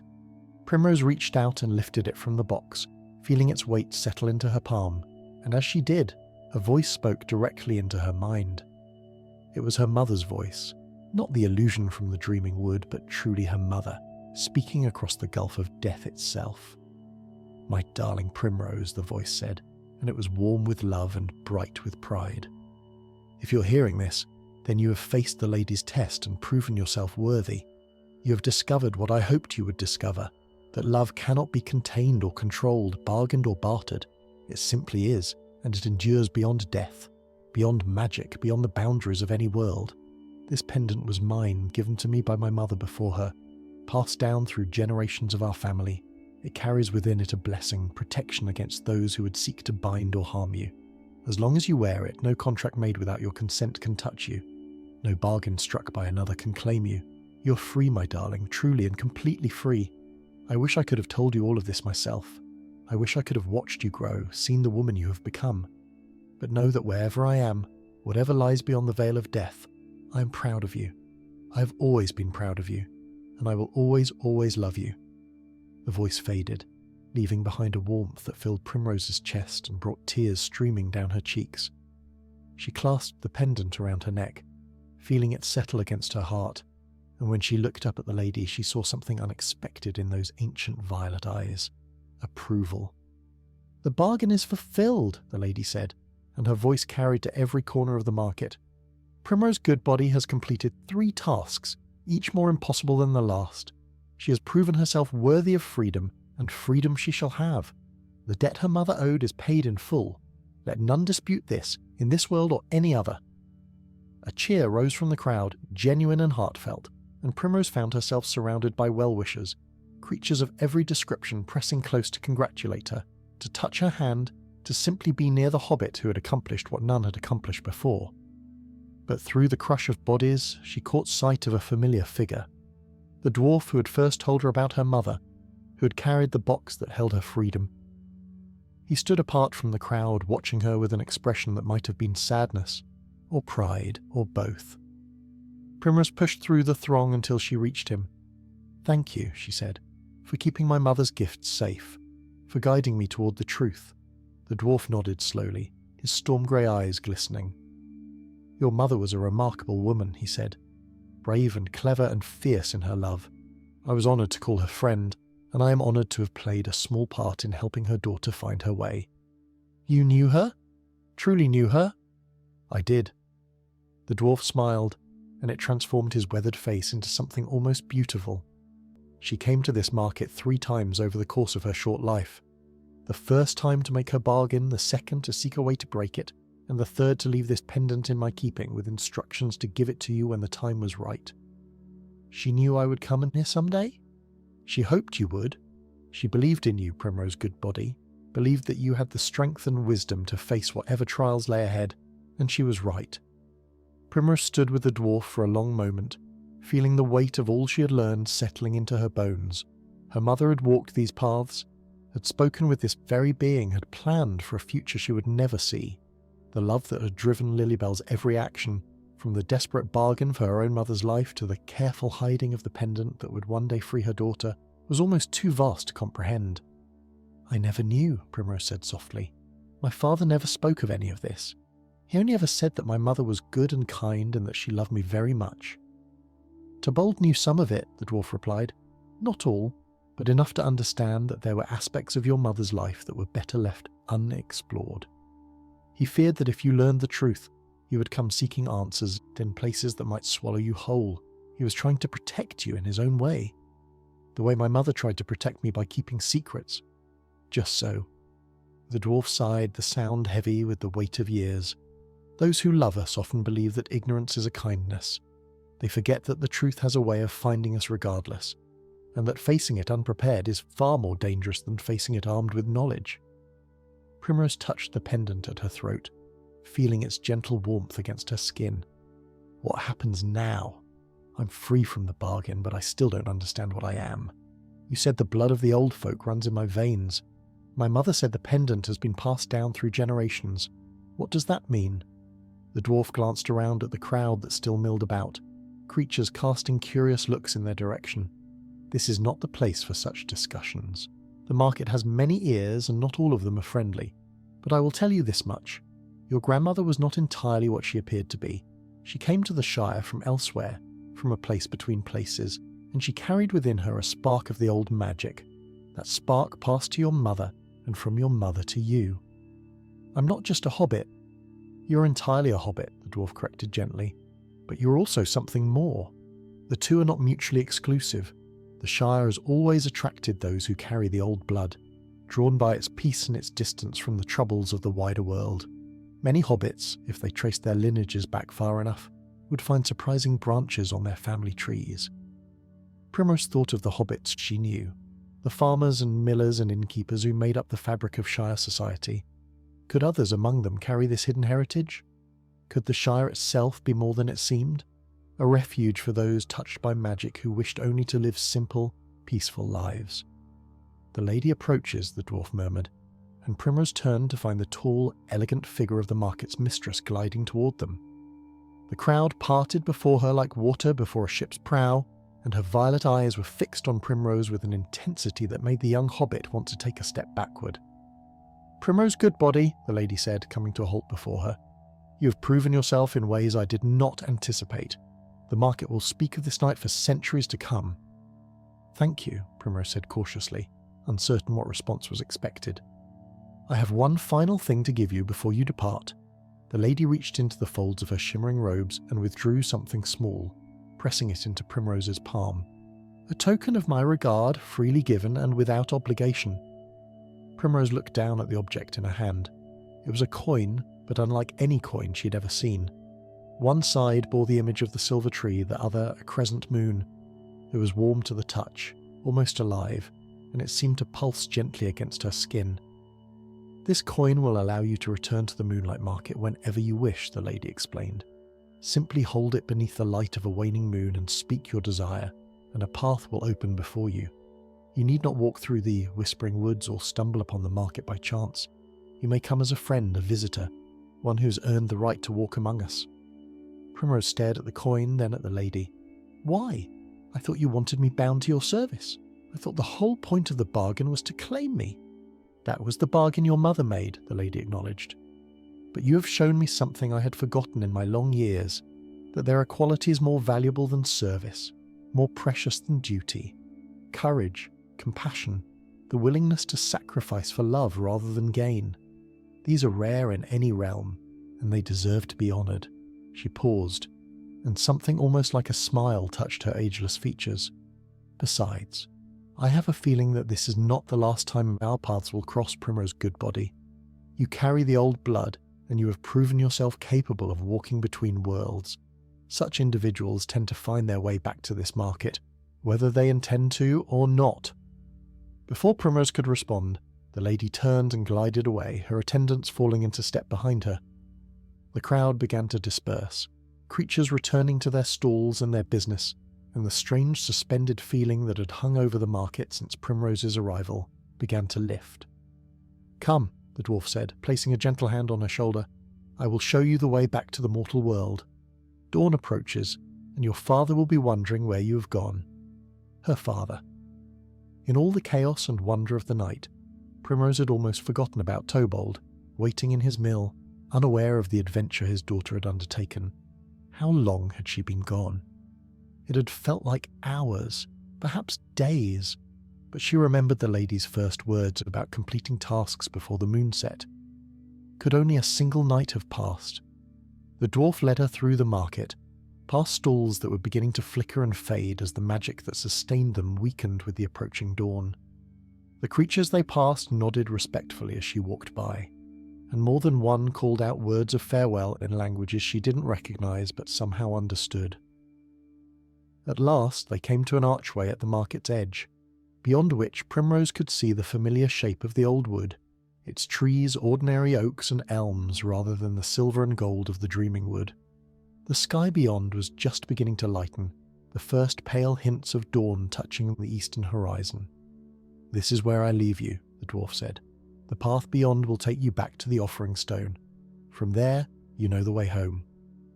Primrose turned to face him, this strange being who had known her mother and kept her secrets for so many years. Will I see you again? Perhaps, the dwarf smiled. The market endures, and those who have walked its paths once often find their way back. Should you return, seek me out. I have many stories about your mother that I think you would like to hear. Impulsively, Primrose stepped forward and embraced him, feeling his surprised stillness give way to a gentle reciprocation. Thank you, she whispered, for everything. Go now, he said gruffly, releasing her and stepping back. Your father waits, and he has waited long enough. Primrose nodded, wiping tears from her eyes, and stepped through the archway into the ordinary world. The walk back to the offering stone was shorter than she remembered, or perhaps the world itself had shifted to accommodate her. The stone stood where it had always stood, the offerings she had left the night before still arranged upon its surface, but they looked different now, touched by something that had transformed bread and honey into objects of quiet reverence. She didn't linger. The sky was brightening rapidly, and she wanted to be home before her father woke and found her bed empty. Her bare feet carried her swiftly along the familiar path, past meadows she had known all her life, past the old oak where she'd played as a child, past the bridge over the stream where she'd caught her first fish. And then, rising before her against the dawn sky, she saw the shape of her home. The round green door, the curl of smoke from the chimney where the fire had burned down to embers overnight, the garden where her mother's flowers still grew after all these years. It was exactly as she had left it, and yet somehow different, seen now through eyes that had understood how precious ordinary things could be. Primrose Goodbody had journeyed to the Moonlight Market and returned. She had faced impossible tasks and emerged victorious. She had learned the truth about her mother's love and her own hidden heritage. And now, as the sun crested the hills and painted the Shire in shades of gold and rose, she was home. Primrose slipped through the round green door as quietly as she could manage, hoping to reach her bedroom before her father stirred. The hobbit hole was dim and peaceful, the embers of last night's fire casting a soft orange glow across the familiar parlour. Everything was exactly as she had left it. Her father's pipe resting on the mantel, the kettle hanging ready by the hearth, the worn but comfortable chairs arranged just so before the fireplace. She had almost reached the hallway when a voice stopped her in her tracks. "Primrose?" Her father sat in the shadows by the window, his face lined with worry that transformed into relief as she turned to face him. He rose from his chair, moving toward her with the careful steps of a hobbit who had spent a sleepless night imagining terrible things. "Father, I can explain," Primrose began, but Tobold held up his hand. "You went to the old wood," he said quietly. "You found the path. You went to the market." Primrose stared at him, her carefully prepared explanations dying on her lips. "You know about the market?" "I know enough." Tobold's voice was heavy with the weight of old secrets finally ready to be spoken. "Your mother told me before she died. Not everything, but enough to understand that someday you might find your way there, that the bargain she'd made would call to you whether you knew about it or not." He reached out and touched the pendant at her throat, his fingers trembling slightly. "She left this for you. She made me promise never to speak of it, never to tell you about the market or the bargain or any of it. She thought that if you didn't know, if you lived a normal life, the magic might pass you by."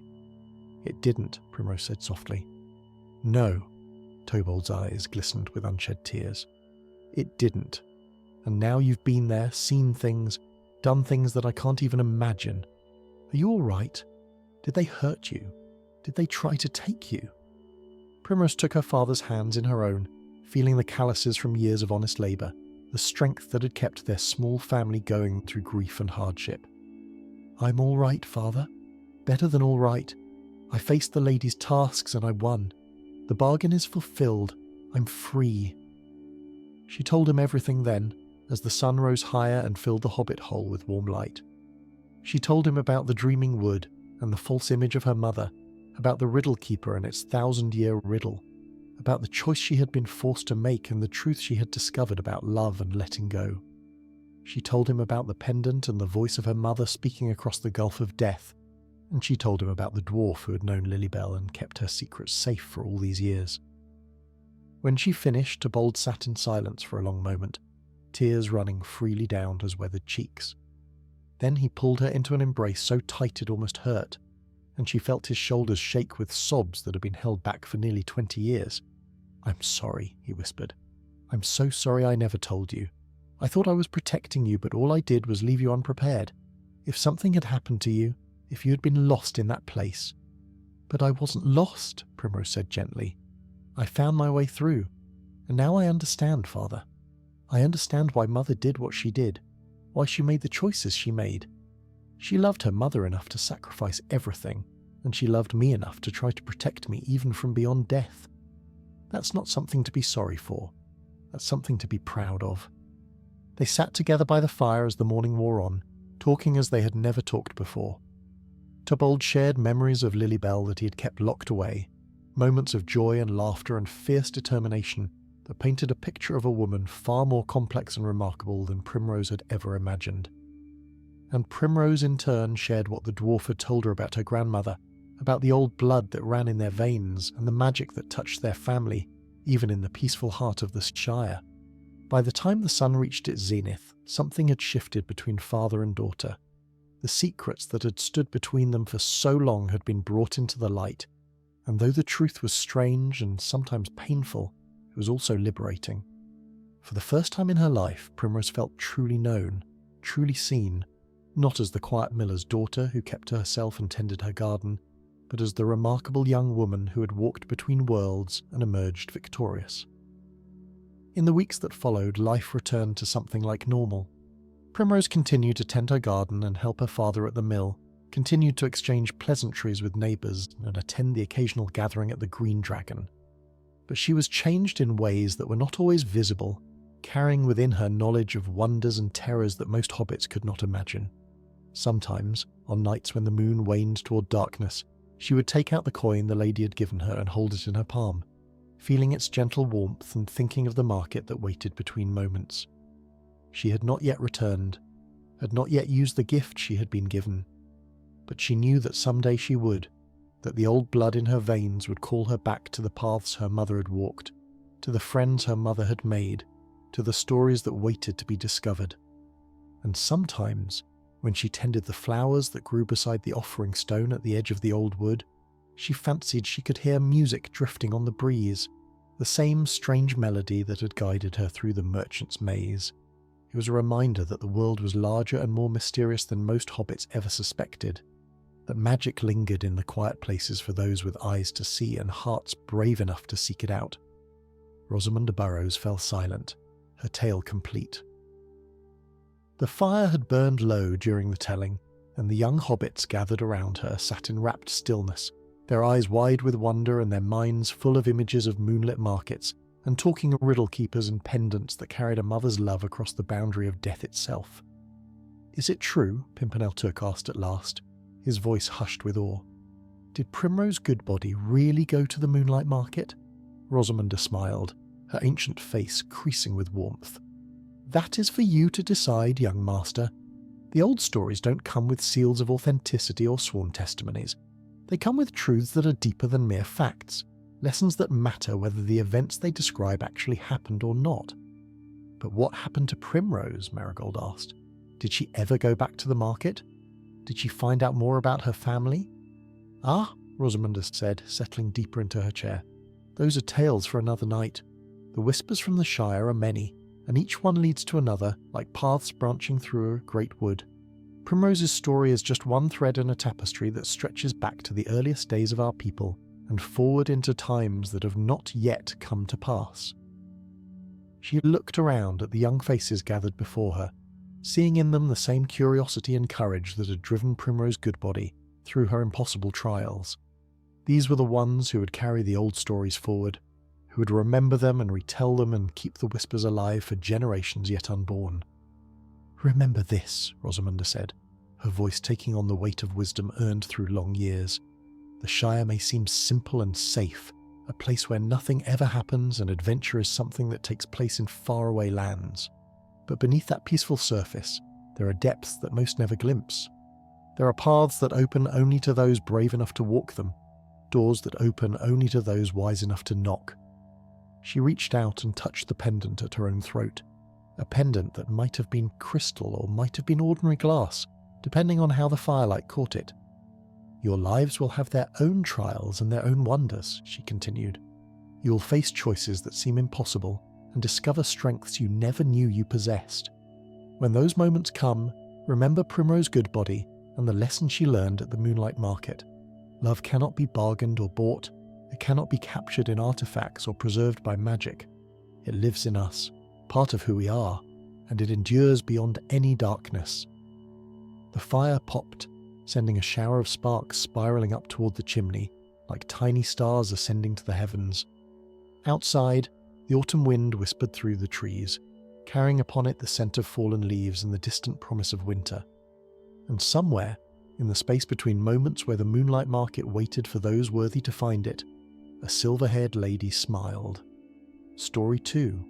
In the gentle rolling lands of the Shire, where the hills rise and fall like the breathing of the earth itself, and where the rivers wind their silver paths through meadows thick with clover and wild primrose, there have always been stories. These are not the grand tales of kings and conquests that echo through the halls of men, nor the ancient songs of the elves that speak of starlight and the making of the world. No, these are quieter stories, humbler tales, passed down through countless generations of hobbits who have lived and loved and laughed beneath the spreading branches of the party tree and within the cosy confines of their round-doored homes. It is said among the wise that every land holds its secrets, and the Shire is no different. For all its appearance of peaceful simplicity, of pipeweed and good-tilled earth, of 7 meals a day and comfortable beds, The Shire remembers things that most hobbits have long forgotten. The very soil holds memories of older times, when the boundaries between the seen and unseen worlds were thinner than morning mist, and when the folk who dwelt in these green lands still spoke with the spirits of stream and stone. This collection of tales comes from those older times, gathered from the firesides of Hobbiton and Bywater, from the inns of Michel Delving and the farms of the Eastfarthing. They are stories that grandmothers whisper to wide-eyed children on winter nights when the wind howls outside the round windows and the fire crackles warm and bright upon the hearth. They are warnings and wonders, lessons and legends, and they speak to the very heart of what it means to be a hobbit in this corner of Middle-earth. So settle yourself comfortably, dear listener, perhaps with a cup of something warm and a blanket drawn close, for we are about to journey into the oldest memories of the Shire, where the whispers of the past still echo among the standing stones and ancient oaks. Our first tale begins, as so many Hobbit stories do, with a hole in the ground. Not a nasty, dirty, wet hole, but a rather modest one situated on the outskirts of Tuckborough in the days before the great Took family had risen to such prominence in Shire affairs. In this hole there lived a hobbit named Bramble Goodbody, and he was known throughout the South Farthing for two things: his extraordinary skill at growing vegetables and his equally extraordinary stubbornness. Now Bramble's garden was the envy of all who beheld it. His turnips grew as large as pumpkins, his carrots as long as a hobbit's arm, and his tomatoes hung from their vines like rubies in the summer sun. Folk came from as far as the North Farthing to purchase his produce, and it was whispered that even the elves who occasionally passed through the Shire would pause to admire the abundance of his plot. But for all his success, Bramble was not a happy hobbit. You see, at the very centre of his garden there stood an ancient stone, grey and weathered by countless seasons, and around this stone nothing would grow. No matter what Bramble planted, no matter how he tended the soil, the earth within 3 feet of that stone remained barren as a winter field. This vexed Bramble greatly, for he was a hobbit who could not abide imperfection, and that bare circle in the midst of his verdant paradise was like a splinter in his heart. His neighbours, being sensible folk, advised him to leave well enough alone. Old Gaffer Rumble, who had lived in Tuckborough for more years than anyone could rightly count, would lean on the fence and shake his head whenever he saw Bramble glaring at the stone. "That there's a listening stone, Master Goodbody," the gaffer would say, tamping his pipe with a gnarled thumb. "My old dad told me about them when I was but a sprout. They've stood in the Shire since before hobbits came to these parts, and they'll stand here long after we're all gone. Best to let it be, I say. Best to let it be." But Bramble, as we've noted, was stubborn beyond reason. He could not accept that any part of his garden should remain unproductive, and so he resolved to remove the stone by whatever means necessary.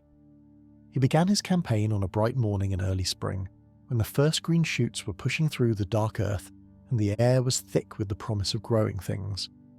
Armed with a sturdy spade and a determination that bordered on the foolhardy, Bramble set to work digging around the base of the listening stone. The work was harder than he had anticipated. Though the stone appeared to be no larger than a bushel basket above ground, its roots ran deep into the earth like those of an ancient tree.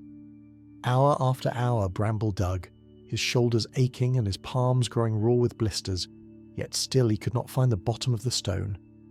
As the sun began to sink toward the western hills, painting the sky in shades of amber and rose, Bramble finally threw down his spade in frustration.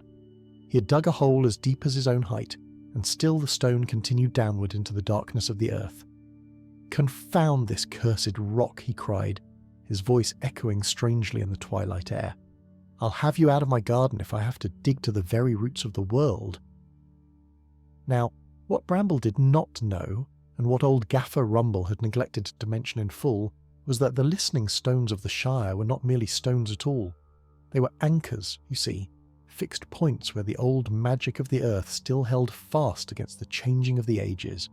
And more than that, they were called listening stones for a reason, for they heard everything that was spoken in their presence, and they remembered it all. As Bramble's angry words faded into the gathering dusk, a sound began to rise from the depths of the hole he had dug. It was soft at first, like the whisper of wind through dry leaves, but it grew steadily louder until it filled the garden with a voice that was not quite a voice, a sound that seemed to come from the earth itself. "You wish to remove me, little digger," the voice said. and there was something in its tone that made Bramble's knees go weak beneath him. You wish to uproot what was planted here before your kind first set foot upon this soil? Bramble, for all his stubbornness, was not entirely without sense. He recognised danger when he heard it, and he recognised too that he had perhaps made a grave error in judgment. His throat went dry, and when he tried to speak, his voice came out as little more than a squeak.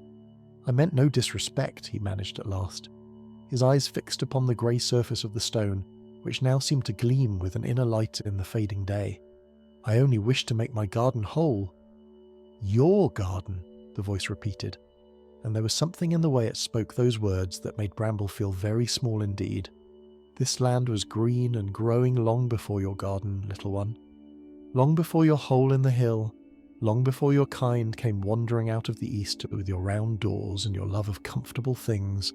I've watched the ages pass like seasons, and I've listened to the whispers of 10,000 years." Bramble found himself sitting down quite suddenly, his legs having apparently decided that they would no longer support him.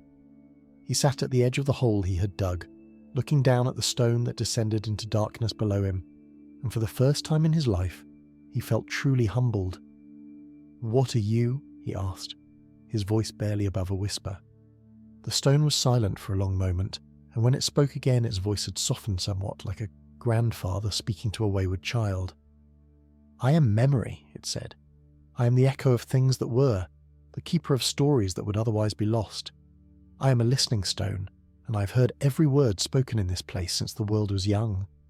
I've heard the songs of the first elves who passed through these lands, and the heavy footsteps of the dwarves who delved in the hills to the east. I've heard the whispers of lovers and the cries of the lost, and now I have heard your curses and your complaints, your petty grievances against a circle of barren earth." Bramble felt his face flush with shame.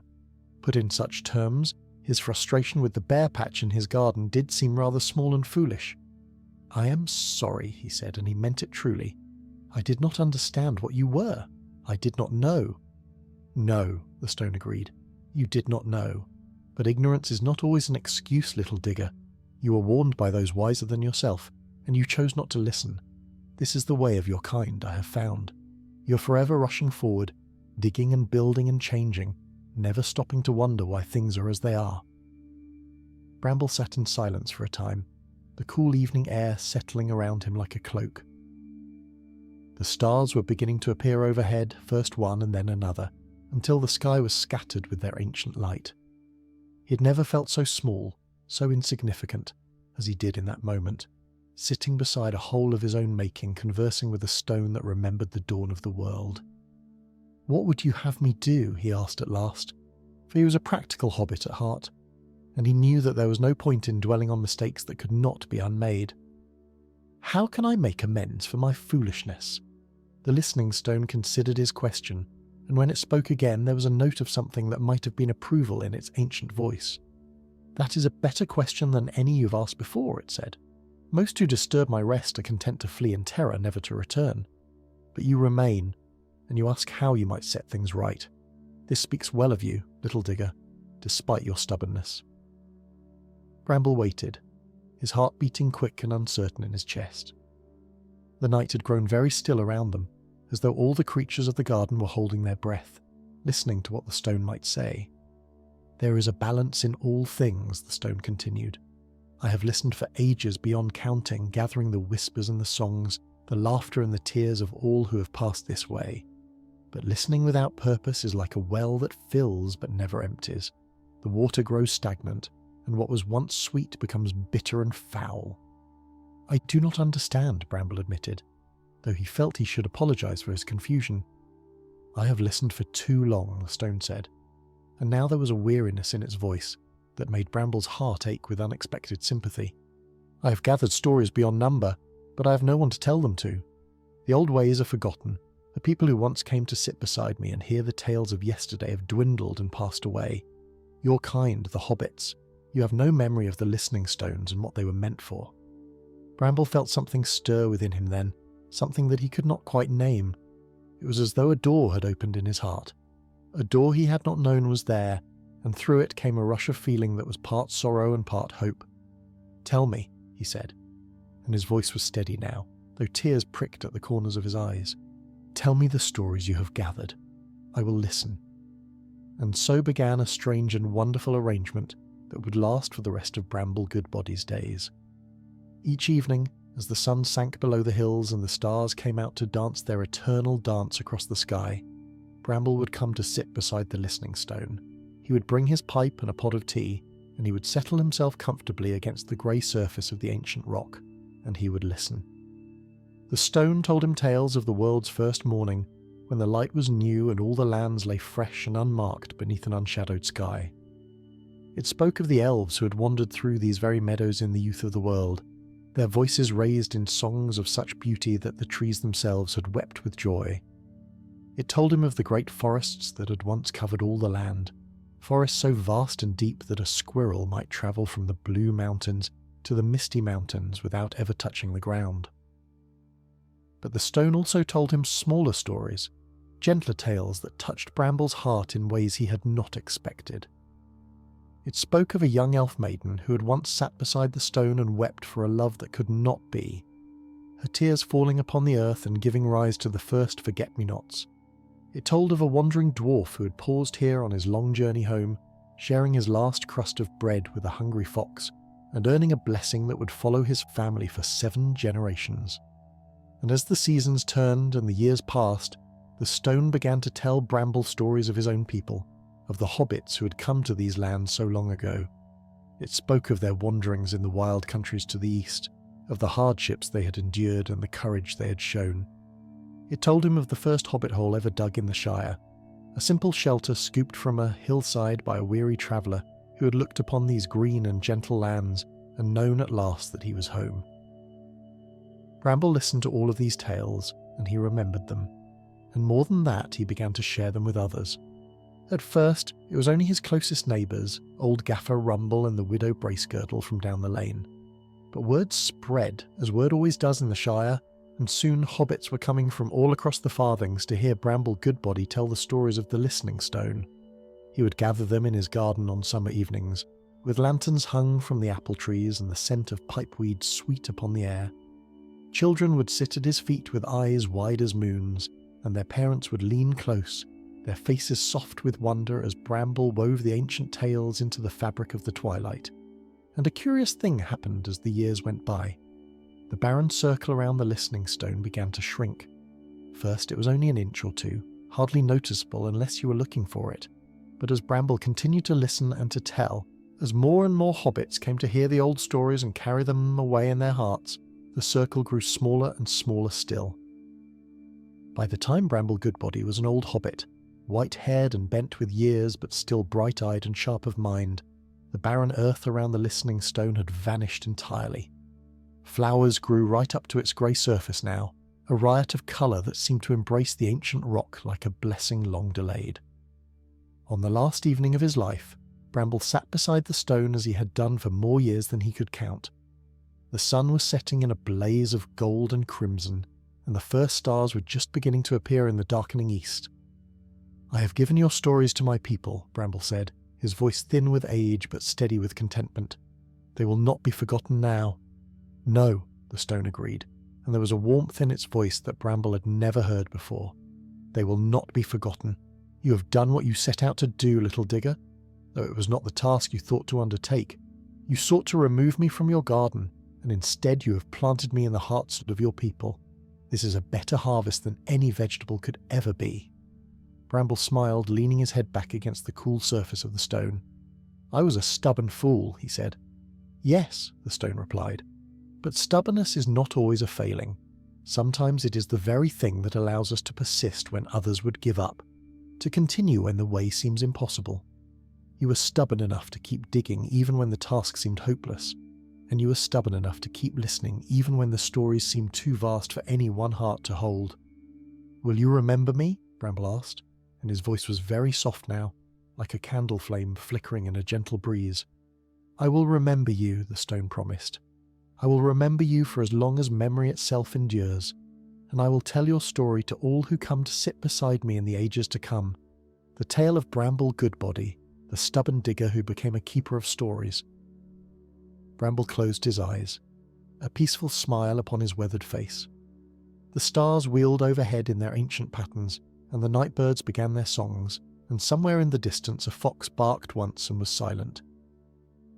When the morning came and the hobbits of Tuckborough went to look for old Bramble, they found him sitting beside the listening stone, his pipe cold in his hand and his face turned toward the rising sun. He had passed peacefully in the night, as gentle a death as any hobbit could hope for. They buried him there in his beloved garden, just a few feet from the listening stone, and they planted forget-me-nots upon his grave, and to this very day, if you should happen to wander through the South Farthing and find yourself in that particular corner of Tuckborough, you might still see the stone standing among the flowers, grey and patient as it has always been. And if you sit very quietly beside it as the sun goes down and the stars begin to appear, you might hear something on the evening breeze, a whisper of old stories, of ages long past and wonders long forgotten. And among those whispers, if you listen very carefully, you might just hear the tale of a stubborn hobbit who learned that some things are more important than a perfect garden. But that is only one of the stories that the listening stones remember. There are others, many others, tales of wonder and warning that have been passed down through the generations of hobbits who have made the Shire their home. And it is to another of these tales that we now turn our attention, a story from the eastern reaches of the Shire, where the land rises toward the misty heights of the Tower Hills and the shadows grow long and strange at the close of day. In the eastern reaches of the Shire, where the land begins its gentle climb toward the Tower Hills, and the ancient roads grow less travelled and more overgrown with each passing year, there once lived a hobbit family by the name of Burrows. They were a respectable clan, as hobbits measure such things, neither wealthy enough to attract envy nor poor enough to inspire pity. They kept to themselves for the most part, tending their small farm and raising their children in the quiet contentment that is the birthright of all sensible Shire folk. The head of this family was a hobbit named Rollo Burrows, a steady and hard-working fellow with hands calloused from honest labour and a heart as true as the North Star. His wife, Peony, was known throughout the district for her blackberry preserves, which she put up every autumn in little clay jars sealed with wax and tied with ribbons of red and gold.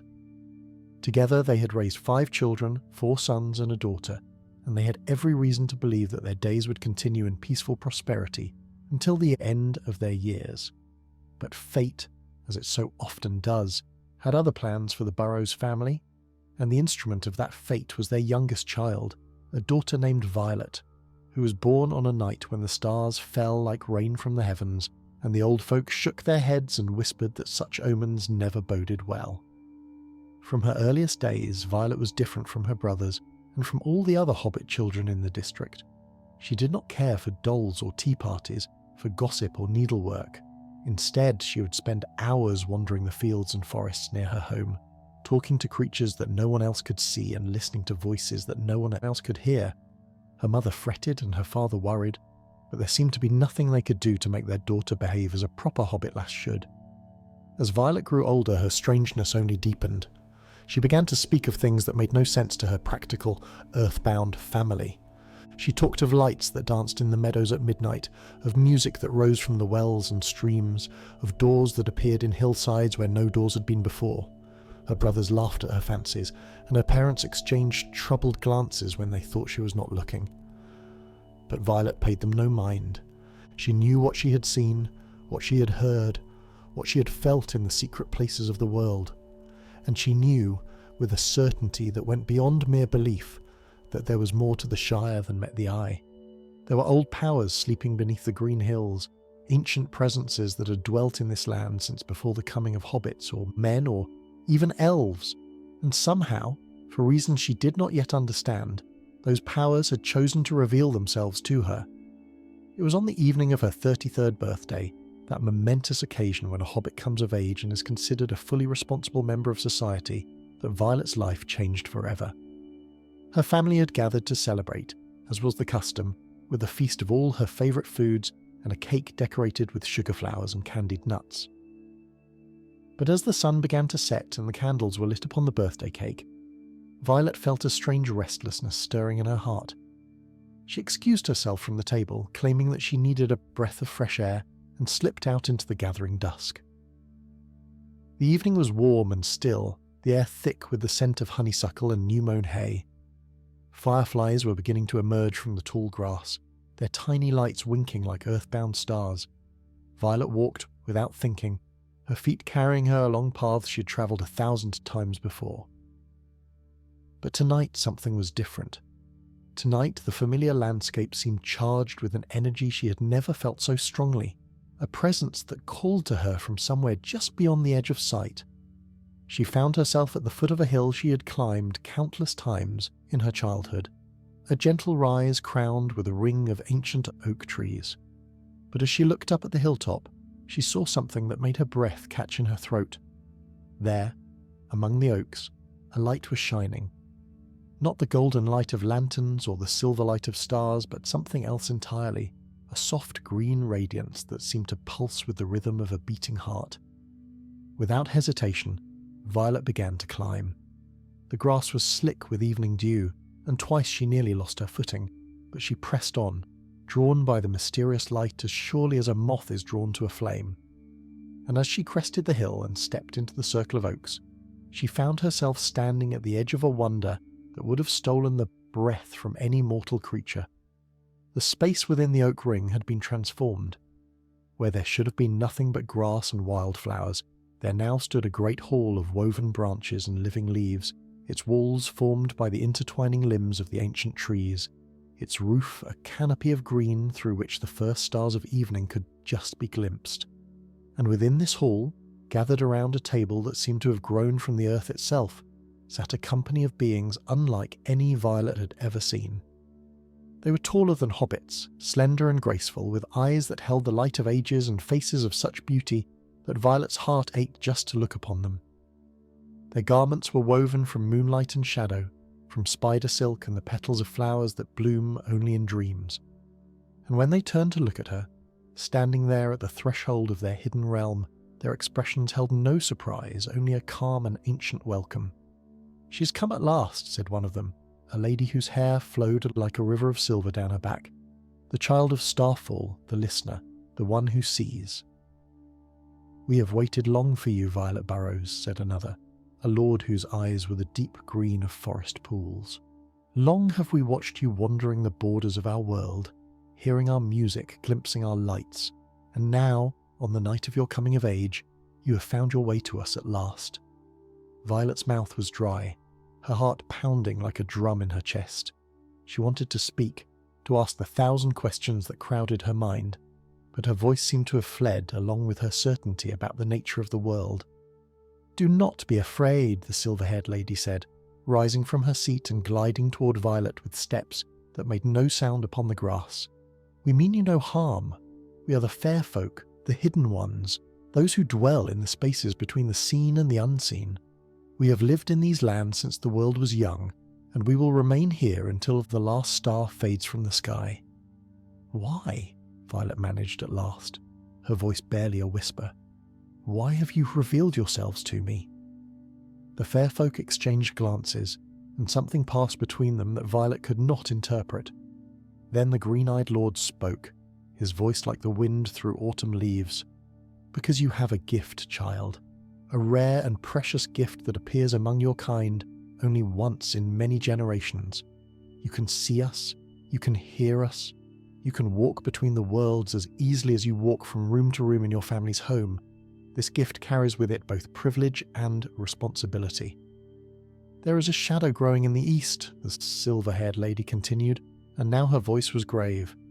"A darkness that threatens not only your world but ours as well.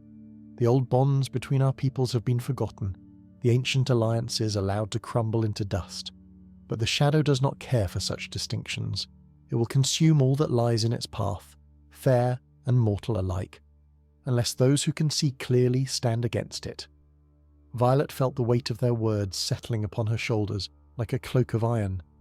She was just a hobbit, just a strange girl from a respectable family who had never wanted anything more than to understand the wonders she glimpsed at the corners of her vision. She was not a hero, not a warrior, not anyone of importance at all. But even as these thoughts passed through her mind, another voice rose within her, a voice that spoke with the certainty she had always felt in her heart. She had been born for this. All her life, all her strangeness, all the loneliness of being different from everyone she knew. It had all been leading to this moment, this choice, this threshold upon which she now stood. "What would you have me do?" she asked, and her voice was steady now. The fair folk regarded Violet with expressions that mingled hope and sorrow in equal measure. The silver-haired lady extended her hand, and in her palm there appeared a small object that caught the starlight and held it, a crystal no larger than an acorn, clear as spring water yet shot through with veins of deepest green. "This is a seeing stone," the lady said, pressing the crystal into Violet's trembling hand. "It has been in our keeping since the first age of the world, when the great lords of our kind still walked openly beneath the sun and moon. With it you will be able to perceive what is hidden from ordinary sight, to see the true nature of things that wear masks of deception." The crystal was warm against Violet's palm, warm as a living thing, and she felt a pulse within it that seemed to match the beating of her own heart.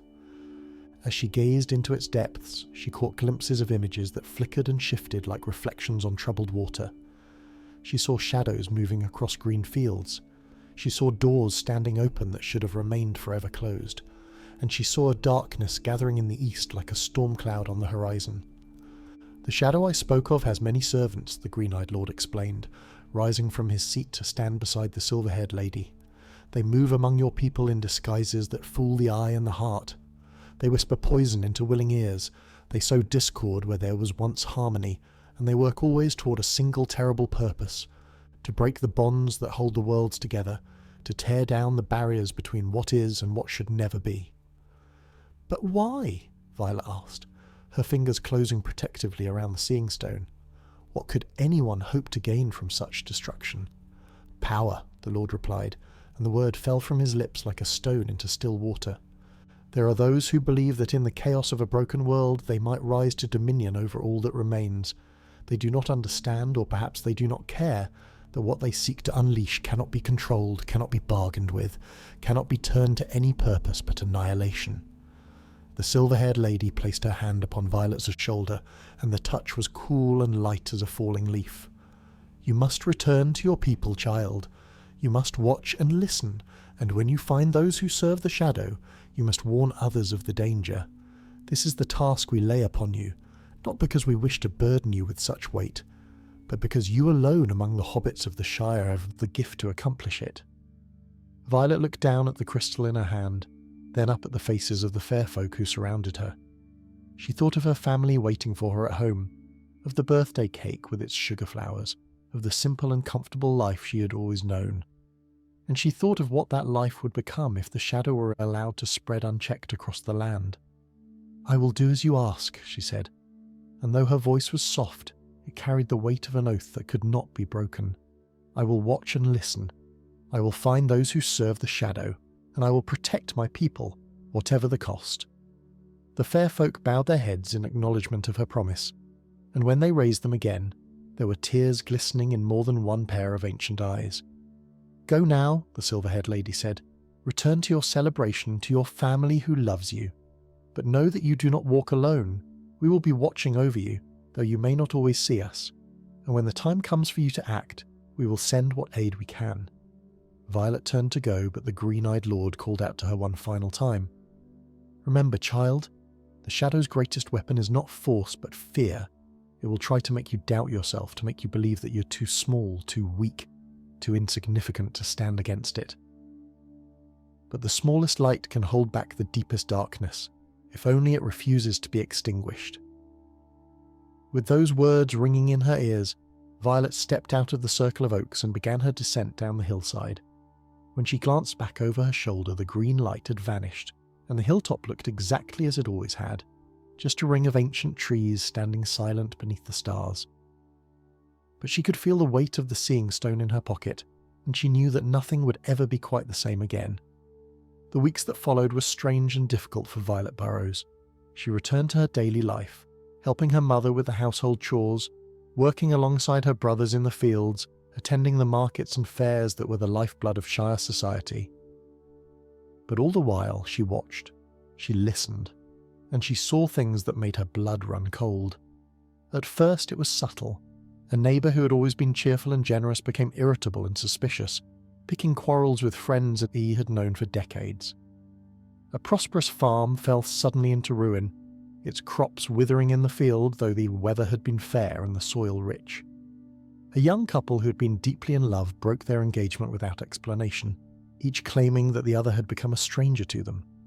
Violet might have dismissed these incidents as the ordinary troubles that afflict all communities from time to time, but the Seeing Stone showed her the truth.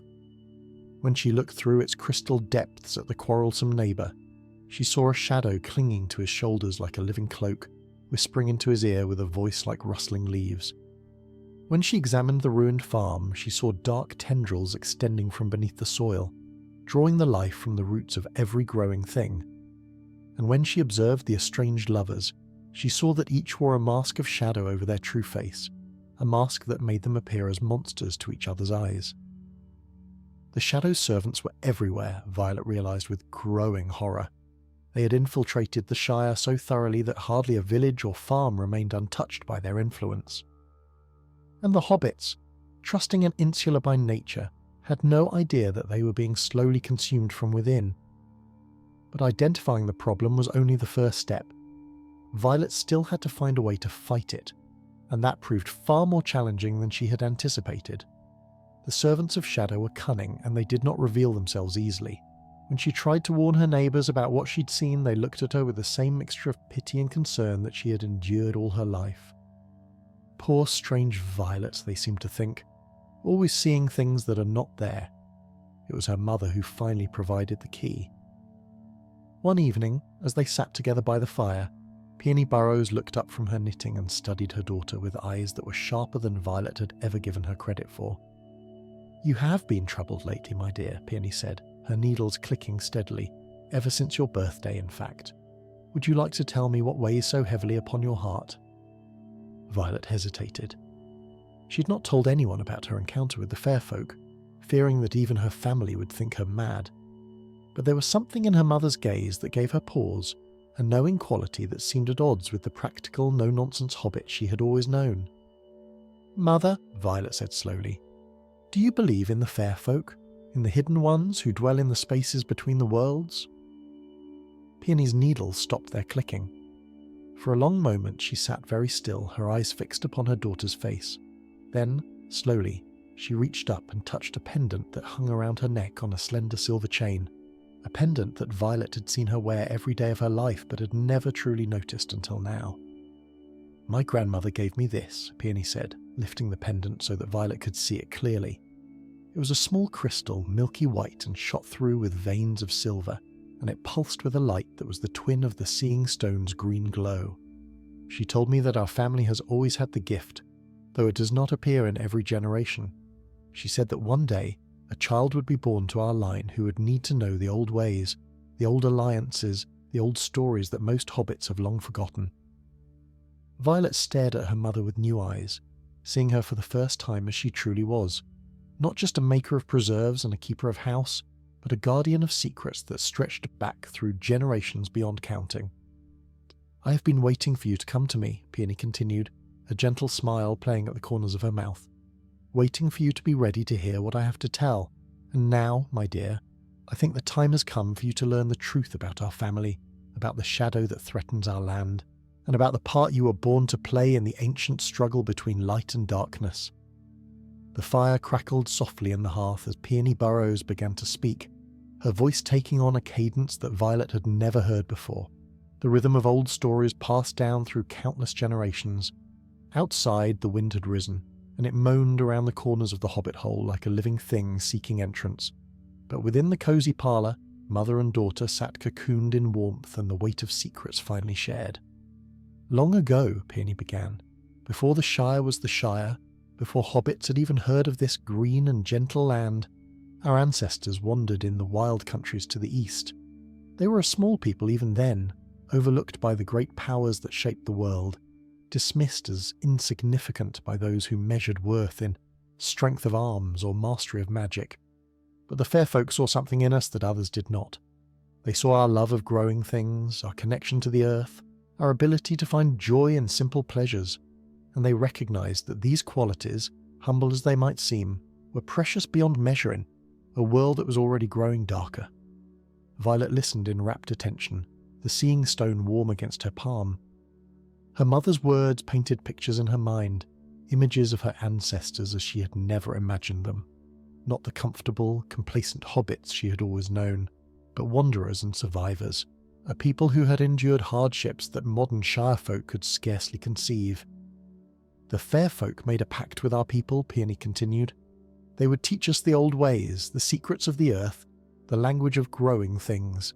In return we would serve as their eyes and ears in the world of mortals, watching for the signs of Shadow's return and warning them when danger threatened.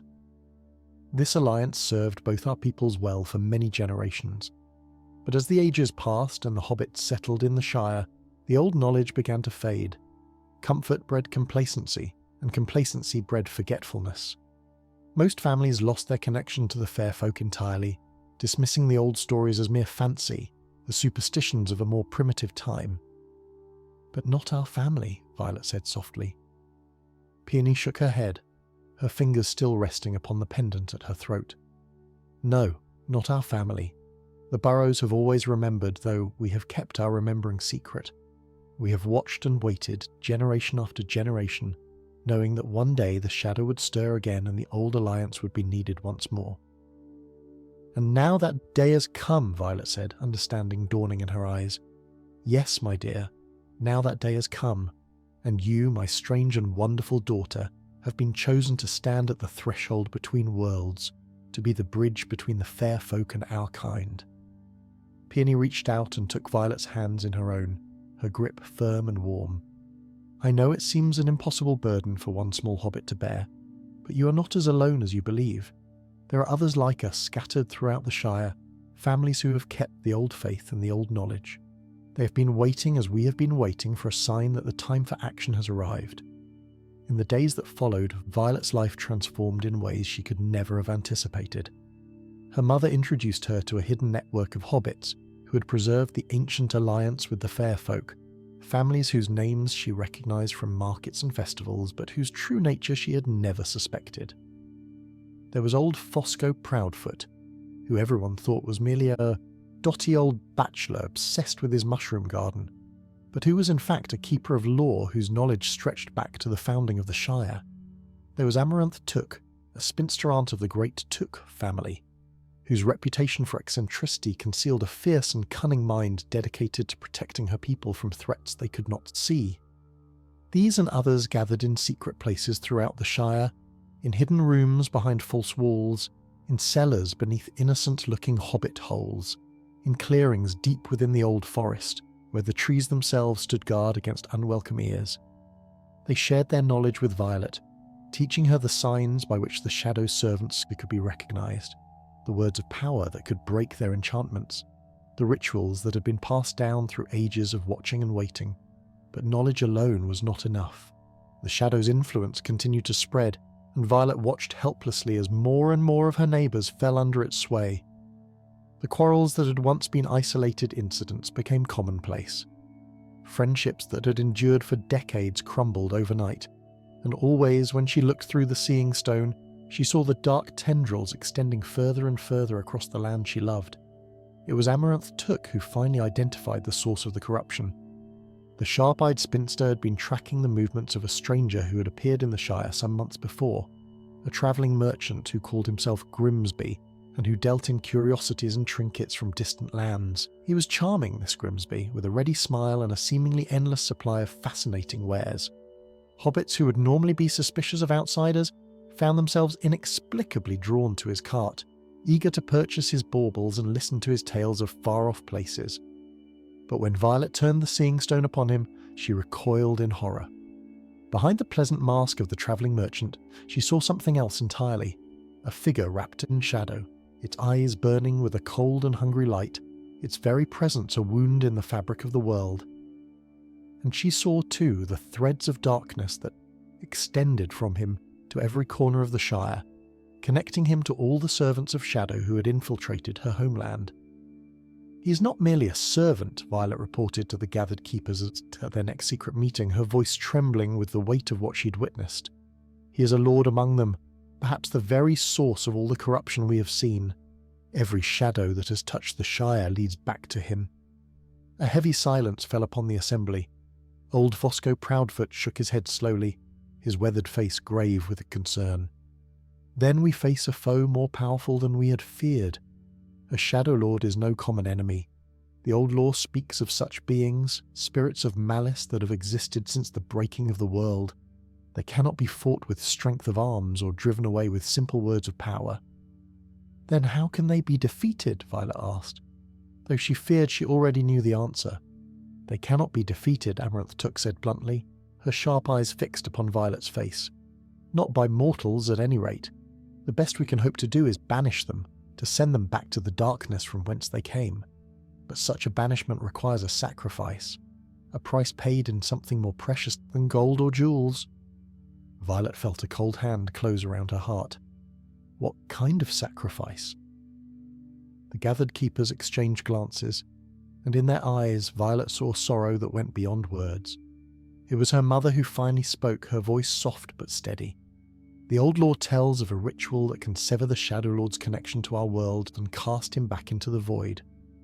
But to perform this ritual, someone must serve as an anchor, a living bridge between the worlds.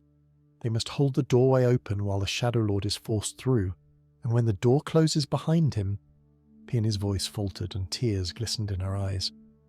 The anchor is lost as well, Violet finished, understanding at last the true nature of the burden she had been born to bear.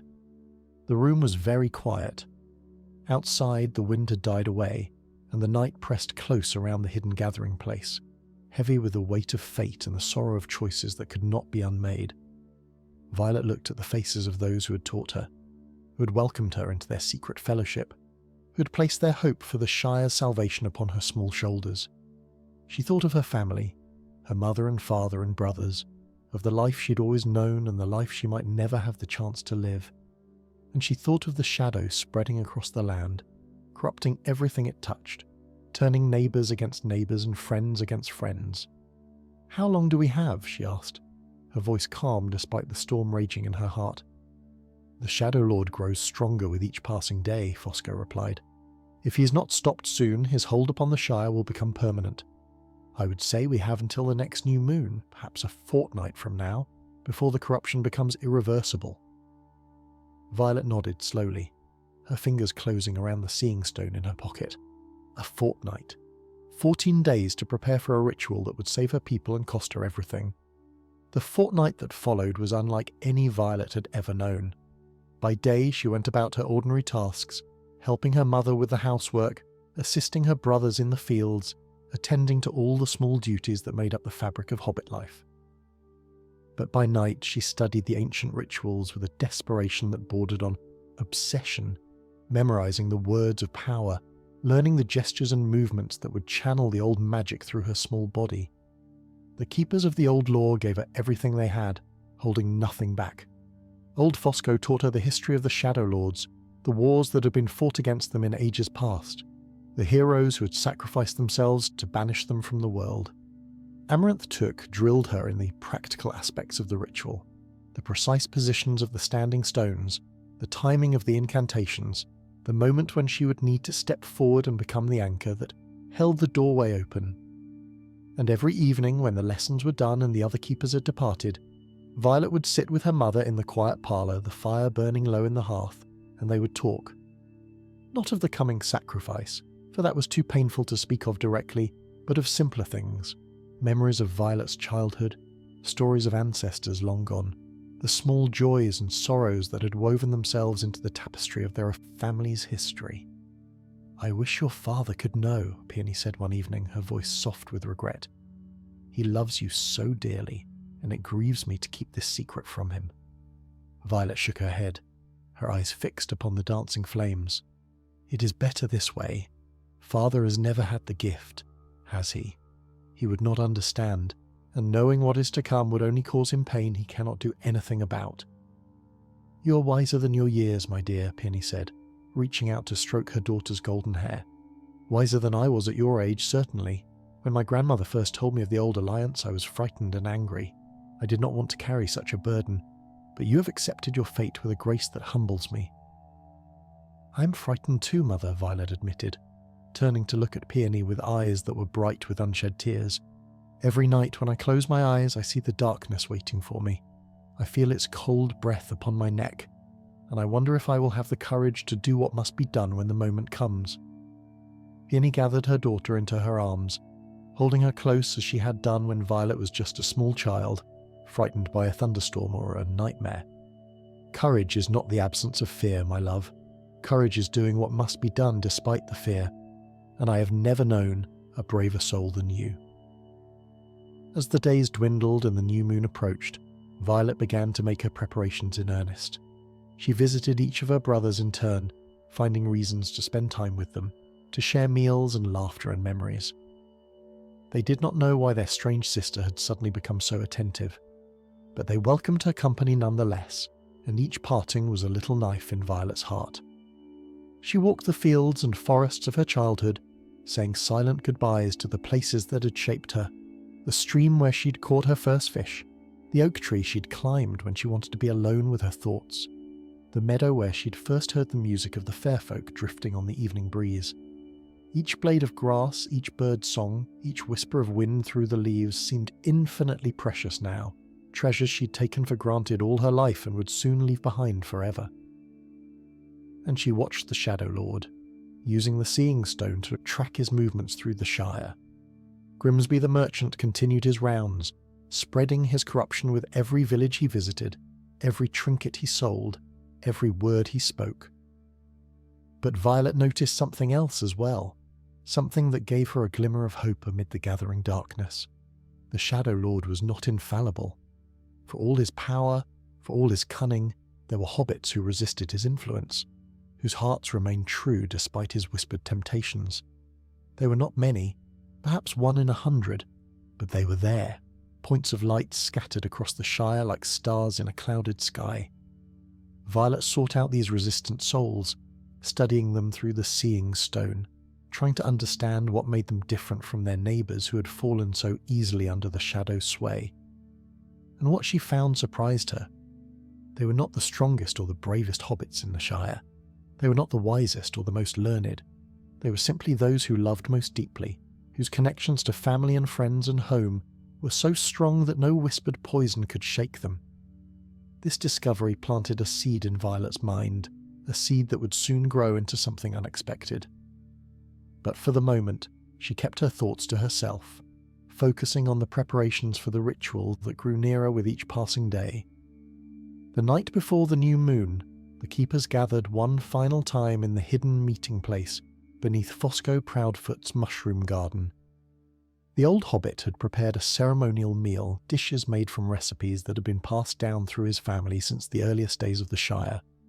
They ate in silence for the most part, each lost in their own thoughts, the weight of what was to come pressing down upon them like a physical burden. When the meal was finished, Amaranth Took rose from her seat and approached Violet with something cupped in her gnarled hands. It was a circlet of woven silver, delicate as spider silk but strong as mithril, set with a single green gem that pulsed with the same light as the Seeing Stone. "This belonged to the last anchor," Amaranth said, placing the circlet upon Violet's brow. "She wore it when she banished the Shadow Lord who had infiltrated the Shire 300 years ago. Her name was Primrose Bracegirdle, and she was my grandmother's grandmother.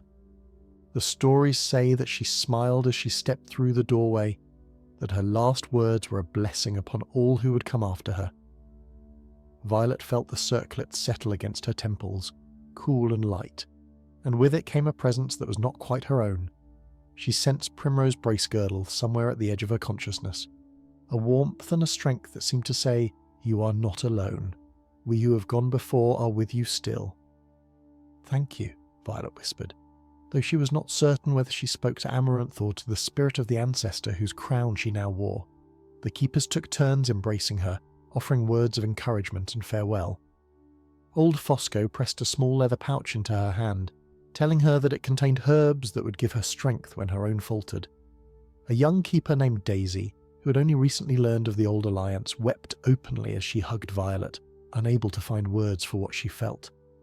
And then there was only her mother, standing at the edge of the gathering, her face a mask of grief held in check by an iron will. Peony did not speak. She simply opened her arms, and Violet went to her, burying her face against her mother's shoulder as she had done so many times before. "I'm so proud of you," Peony murmured, her lips pressed against Violet's hair. "Whatever happens tomorrow, whatever comes after, know that you have made me prouder than any mother has ever been." They stood like that for a long time, mother and daughter, while the other keepers slipped away one by one until only the two of them remained. The candles burned low, casting dancing shadows on the earthen walls, and outside the last sliver of the old moon sank below the horizon, surrendering the sky to darkness. "It is time," Violet said at last, gently disentangling herself from her mother's embrace. "I must go to the standing stones and begin the preparations. The ritual must be completed before the first light of dawn." Peony nodded, her eyes bright with tears she would not allow herself to shed. "I will be there," she promised. "All the keepers will be there holding the circle, lending you what strength we can. You will not face the darkness alone." Violet smiled, and in that smile was all the love and gratitude she could not put into words. Then she turned and walked out into the night, her footsteps carrying her toward the standing stones on the hill where the fair folk had first revealed themselves to her, where she would face the Shadow Lord and either save her people or die trying. The standing stones rose from the hilltop like ancient sentinels, their weathered surfaces gleaming faintly in the starlight.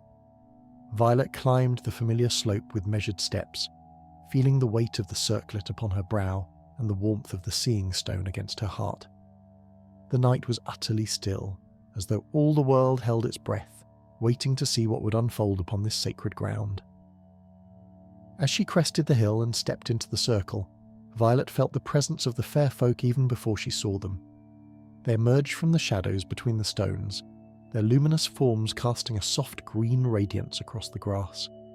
The silver-haired lady and the green-eyed lord were there, along with dozens of others whose faces Violet had never seen before, all gathered to witness the ritual that would determine the fate of the Shire. "You have come," the silver-haired lady said, and there was a depth of emotion in her ancient eyes that made Violet's heart ache. "We had hoped, but we did not dare to be certain. The choice was always yours to make." "I made my choice the night you first revealed yourselves to me," Violet replied, her voice steady despite the trembling of her hands. "I said I would protect my people, whatever the cost. I meant it then, and I mean it now." The green-eyed lord stepped forward, his expression grave. "The Shadow Lord knows you're coming. He has felt the stirring of the old magic, sensed the gathering of power upon this hill. He will not surrender his hold upon the Shire without a fight." "Let him come," Violet said, and she was surprised to find that she meant it. The fear that had haunted her dreams for the past fortnight had faded, replaced by a calm certainty that went beyond mere courage. She was ready. Whatever happened this night, she was ready. The keepers arrived shortly after, emerging from the darkness in ones and twos until all were gathered within the circle of stones. Peony took her place directly behind her daughter, her hand resting lightly upon Violet's shoulder, a silent reminder that she was not alone. Old Fosco began to chant in a language older than the Shire itself, and one by one the other keepers joined their voices to his, weaving a tapestry of sound that seemed to resonate with the very stones themselves. The fair folk added their own voices to the chorus, their ethereal tones blending with the earthier sounds of Hobbit speech to create something new, something that belonged to neither world but to both at once. The air within the circle began to shimmer, growing thick with power that Violet could feel pressing against her skin like water against a dam. And then he came. The Shadow Lord did not walk up the hill as mortal would. He simply appeared at the edge of the circle, his merchant's guise stripped away to reveal the true horror beneath. He was tall, impossibly tall, a figure of darkness that seemed to drink in the light of the stars. His eyes burned with a cold fire, and when he smiled, his teeth were like shards of obsidian, sharp and hungry. "Little Hobbit," he said, and his voice was like the whisper of dead leaves across a frozen pond. "Do you truly think to challenge me? I have walked this world since before the sun first rose. I have seen empires crumble and races vanish into dust. What can one small creature hope to accomplish against such power?" Violet met his gaze without flinching, the seeing stone blazing with green fire against her chest. "I am not alone," she said. "I stand with the fair folk and with my own people, bound by an alliance older than your malice. and I carry within me the light of all those who have stood against the darkness before." She raised her hands, and the circlet upon her brow flared with sudden brilliance. The chanting of the keepers and the fair folk rose to a crescendo, and the air between the standing stones split open like a wound in the fabric of reality. Beyond that wound lay a void of absolute darkness, a nothingness so complete that to look upon it was to feel one's very soul begin to dissolve. "Behold the doorway," Violet cried, her voice cutting through the chaos of sound and light. "Behold the path that leads back to the darkness from whence you came. You are not welcome in this world, Shadow Lord. By the power of the old alliance, by the sacrifice of those who came before, by the love that binds the living to the living and the living to the dead, I cast you out." The Shadow Lord screamed, a sound of such rage and hatred that several of the keepers fell to their knees, their hands pressed against their ears. But Violet stood firm, her small body braced against the onslaught, her will focused entirely upon the doorway and the monster she meant to force through it. The ritual was working. She could feel the Shadow Lord's connection to the Shire beginning to fray, the threads of darkness that he had woven throughout the land snapping one by one. His form began to waver, to lose its solidity, as the pull of the void grew stronger and stronger. But then, something unexpected happened. As Violet prepared to step forward and become the anchor, to hold the doorway open while the Shadow Lord was drawn through, she felt a presence at her side. She turned, expecting to see her mother or one of the other keepers, but instead she found herself looking into the faces of hobbits she did not recognize. There were dozens of them, then hundreds, appearing from nowhere, their forms translucent but unmistakable. They were the anchors who'd come before, the hobbits who had sacrificed themselves throughout the ages to banish the servants of darkness from the Shire, and at their head stood a hobbit woman with Violet's own eyes and a smile that spoke of courage beyond measure.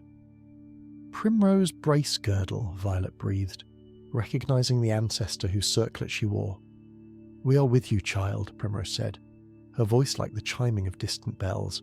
"We have always been with you, and tonight we offer you a gift that was not available to us, the chance to complete the ritual without losing yourself to the void." "I do not understand," Violet said, even as she struggled to maintain her grip on the doorway. "The law says that an anchor must be sacrificed, that someone must hold the door open from within." "The law speaks of what was, not what must be," Primrose replied. "We who have passed beyond have learned much in our long vigil. The doorway can be held by many hands together, each bearing a portion of the burden that would destroy anyone alone. We offer ourselves as anchors, child, so that you may live." Tears streamed down Violet's face as she understood what the spirits were offering. They would take her place, dispersing the weight of the sacrifice among hundreds of souls so that no single one would be lost. They would hold the doorway open from the other side while she pushed the Shadow Lord through from this one. "Why?" she asked, her voice breaking. "Why would you do this for me?" "Because you are the future," Primrose said simply. "Because the Shire will need you in the years to come. And because love does not end with death, child. It endures. It grows. It finds ways to reach across the void and touch those who remain behind." The Shadow Lord was screaming now, his form dissolving at the edges as the pull of the void grew irresistible. Violet turned to face him, her heart filled with a gratitude that went beyond words. She raised her hands one final time, channeling all her strength, all her love, all her determination into a single burst of power. "Go," she commanded. "Return to the darkness, and never trouble this land again." The Shadow Lord fought against the current, his claws scrabbling for purchase on the fabric of reality. But the spirits of the anchors had formed a chain that stretched from the standing stones into the depths of the void, a chain of wills united by love and sacrifice. They pulled, and Violet pushed, and slowly, inexorably, the Shadow Lord was dragged toward the doorway. At the last moment, he turned his burning eyes upon Violet, and in them she saw not just hatred but something that might have been fear. "This is not the end," he hissed. "There will always be shadows. There will always be darkness, and one day, when your vigilance falters, I will return." "Perhaps," Violet replied, her voice calm. "But today is not that day, and until that day comes, we will be waiting."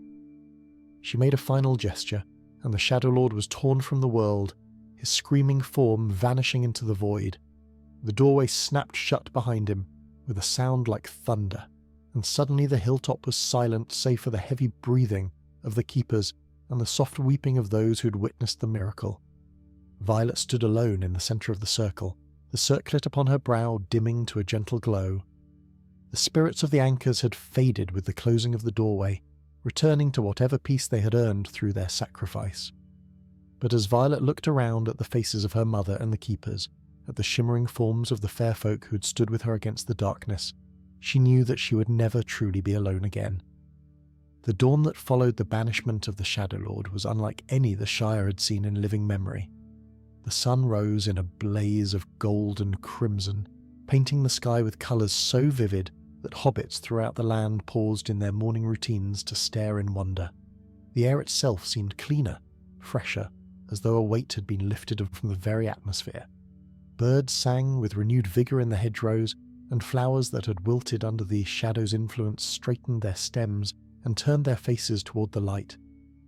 Violet Burrows descended the hill as the first rays of sunlight touched the standing stones, her mother's arm wrapped firmly around her waist.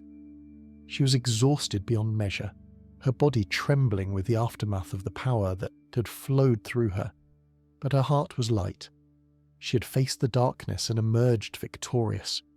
She'd been prepared to sacrifice everything and instead had been given a gift beyond price, the chance to live, to love, to see what the future might hold. The keepers dispersed to their homes as the morning brightened, each carrying with them the memory of what they had witnessed. They would tell the story to their children and their children's children, adding it to the great tapestry of lore that had been woven through generations of watching and waiting. But they would also return to their ordinary lives, to their farms and gardens and comfortable hobbit holes, for that was the way of their kind. Hobbits might touch the extraordinary from time to time, but they always returned to the simple pleasures that made life worth living. In the days that followed, the changes wrought by the Shadow Lord's banishment became increasingly apparent. The quarrelsome neighbour who had been under the Shadow's influence woke one morning with no memory of why he had been so angry, and spent the next week apologising to everyone he had offended. The blighted farm began to show signs of recovery, green shoots pushing up through soil that had been barren just days before, and the estranged lovers, freed from the masks that had made them strangers to each other, reconciled with tears and laughter and promises never to let go again. Violet watched these healings with quiet satisfaction, knowing that her sacrifice, though it had not cost her life, had made them possible. She still wore the circlet that Amaranth Took had placed upon her brow, though now it was hidden beneath her golden hair, a secret symbol of the role she had played and would continue to play in the protection of her homeland. But not all the changes were so easily observed. Violet found that her gift had grown stronger in the wake of the ritual, her ability to see beyond the veil of the ordinary world sharper and more reliable than ever before. She could perceive the threads of connection that bound hobbits to each other and to the land, could sense the presence of the fair folk even when they chose to remain hidden, could feel the pulse of the old magic that ran through the Shire like blood through veins. And she discovered something else as well, something that filled her with both wonder and responsibility. The spirits of the anchors who had helped her banish the Shadow Lord had not entirely departed. They lingered at the edges of her perception, a chorus of voices that whispered guidance and encouragement when she needed it most. Primrose Bracegirdle was among them, her presence a warm and constant comfort, like a grandmother watching over a beloved grandchild. "You're not merely a seer now," Primrose's voice told her one evening as Violet sat beside the stream, where she'd caught her first fish so many years ago. "You are a bridge between worlds, between times, between the living and those who've passed beyond. This is a rare and precious thing, child. Use it wisely." Violet pondered these words as the seasons turned and the Shire settled back into its comfortable rhythms. She continued to work with the keepers, teaching the young ones who showed signs of the gift, helping to strengthen the old alliance that had proven so vital in the battle against darkness. But she also began to reach out beyond the circle of those who already knew, seeking the resistant souls she had identified during the Shadow Lord's reign, the hobbits whose love had been strong enough to shield them from corruption. She found them in unexpected places, a farmer in the East Farthing whose devotion to his ailing wife had kept his heart pure, a young mother in Hobbiton whose fierce protectiveness of her children had formed an impenetrable barrier against the whispered temptations. One by one, Violet approached them, gently revealing the truth of what had happened and offering them a place in the network of watchers who guarded the Shire against threats both seen and unseen. Not all of them accepted. Some were too frightened by what they learned, preferring to retreat into the comfortable ignorance that was the birthright of most hobbits. But others, more than Violet had dared to hope, embraced the knowledge and the responsibility that came with it. The network of keepers grew, spreading like roots through the soil of the Shire, silent and invisible but strong beyond measure. Years passed, as years do, and Violet Burrows grew from a young hobbit lass into a woman of quiet authority and deep wisdom. She never married, though she had opportunities enough. The role she had accepted left little room for the ordinary attachments of hobbit life, and besides, she had her family of keepers, her communion with the fair folk, her conversations with the spirits of those who had gone before. These filled her heart in ways that a husband and children might not have understood. Her mother Peony lived to a ripe old age, passing peacefully in her sleep on a gentle spring night when the apple blossoms were just beginning to unfurl. Violet was at her side when she went, holding her hand and whispering words of love and gratitude. And when Peony's spirit rose from her body, Violet saw it clearly, a shimmering form that smiled at her with eyes full of pride before joining the great company of ancestors who watched over the Shire from beyond the Vale. The Shadow Lord's final words haunted Violet sometimes, in the dark hours before dawn, when doubt crept in like fog through a cracked window. There will always be shadows, he'd said. There will always be darkness. And she knew he spoke the truth. The battle she had fought was not a final victory, but merely one engagement in an eternal war. Other servants of darkness would come, other threats would arise, and the watchers would need to be ready. But Violet had also learned something that the Shadow Lord, in all his ancient malice, had never understood. The darkness was not the only eternal thing. Love endured as well, passing from generation to generation, binding the living to the dead and both to those yet to be born. As long as hobbits loved their families and their homes, as long as they found joy in simple pleasures and strength in their connections to each other, the light would never be entirely extinguished. This truth became the foundation of everything Violet taught to those who came after her. She gathered the old stories and the old wisdom, writing them down in books that would be hidden in secret places throughout the Shire, ready to be found when the need arose. She trained her successors with care, ensuring that each generation of keepers would be stronger and more prepared than the last. And she maintained the alliance with the fair folk, meeting with them regularly in the Circle of Standing Stones, where she had faced her greatest trial. The silver-haired lady and the green-eyed lord remained her closest advisors among the Hidden Ones, though she came to know many others as well. They shared their knowledge freely, teaching her secrets of the earth and sky that no mortal had learned in centuries. And in return, Violet shared with them the perspective of her own kind, the resilience that came from accepting mortality, the fierce devotion that arose from knowing that time was limited and precious. "You have changed us," the silver-haired lady told her one evening, as they walked together through a meadow that existed in both worlds at once. "Before you came, we had grown distant from the mortal races, content to watch from afar without engaging. But you have reminded us why the alliance matters, why the struggle against darkness must be fought by all peoples together." Violet smiled, feeling the weight of years upon her shoulders, but also the lightness of purpose fulfilled. "And you have changed us as well," she replied. "Or rather, you have reminded us of what we always were, beneath the comfortable forgetfulness. We're not merely gardeners and farmers, eaters of 7 meals a day and dwellers in cosy holes. We are watchers and guardians, keepers of light in a world that would otherwise fall to shadow." The years continued to turn, and Violet's hair grew silver as the moonlight that she'd walked beneath so many times.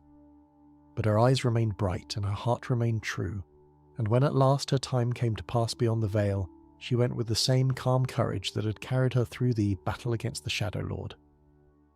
On the night that Violet Burrows breathed her last, the sky above the Shire was filled with shooting stars. Hobbits in every farthing looked up from their evening pipes and their supper tables to watch the celestial display, murmuring to each other that such a show surely meant something, though none could say precisely what. Only the keepers understood the truth. The heavens themselves were honouring the passing of one who had given her life to the protection of the land she loved. Violet was laid to rest beneath the great oak that grew beside the stream of her childhood, in a simple grave marked by a stone carved with symbols that only those with the gift could read. The fair folk came to her burial, emerging from the twilight to stand among the hobbits who'd gathered to pay their respects. The silver-haired lady wept openly, her tears falling upon the fresh-turned earth like drops of liquid moonlight, and the spirits of the anchors appeared one final time, welcoming their newest member into the company of those who watched over the Shire from beyond the Vale. But Violet's story did not end with her death. Indeed, in many ways, it was only beginning. For the legacy she had built, the network of keepers she had trained, the alliance she had strengthened, these things endured long after her body had returned to the earth from which all hobbits come. Her writings were copied and distributed, hidden in clever places where future generations would find them when the need arose. Her teachings were passed down from master to apprentice, each keeper adding their own wisdom to the great store of knowledge she had accumulated. And the stories that were told of her grew with each passing year, becoming part of the folklore that hobbits shared around their fires on long winter nights. She became Violet the Seer, Violet the Bridge Builder, Violet who faced the shadow. Children who had never known her spoke her name with reverence, and young hobbits who showed signs of the gift were told that they might one day follow in her footsteps. The Shire prospered in the decades that followed Violet's passing. The Shadow Lord's corruption had been thoroughly purged, and though minor threats arose from time to time, the keepers were well prepared to deal with them. The alliance with the fair folk remained strong, and the old magic continued to flow through the land, nourishing crops and protecting homes and keeping the darkness at bay. But nothing lasts forever, not even peace. And as the years turned to decades and the decades to centuries, the memories of what Violet had accomplished began to fade. New generations of hobbits grew up in comfort and security, taking for granted the protection that their ancestors had fought so hard to establish. The network of keepers dwindled as fewer and fewer families maintained the old traditions. The hidden books were forgotten in their secret places, their wisdom gathering dust while the Shire forgot that it had ever needed wisdom at all. "This is the way of things," the silver-haired lady observed to the green-eyed lord as they watched from their hidden realm. "The mortal races are quick to forget. It is both their greatest weakness and their greatest strength." "How can forgetting be a strength?" the lord asked, his ancient eyes troubled. "Because it allows them to heal," the lady replied. "To move forward without being crushed by the weight of all that has come before. They cannot carry the memories of ages as we do. They must set down their burdens and trust that others will pick them up when the time is right." And so it proved. Though the keepers dwindled and the old law was forgotten by most, there were always a few who remembered. In every generation, there were hobbits born with the gift, who saw things others could not see and heard voices others could not hear. Some of these were found by the remaining keepers and trained in the old ways. Others stumbled upon the truth on their own, guided by instinct and the whispering of ancestors they could not name.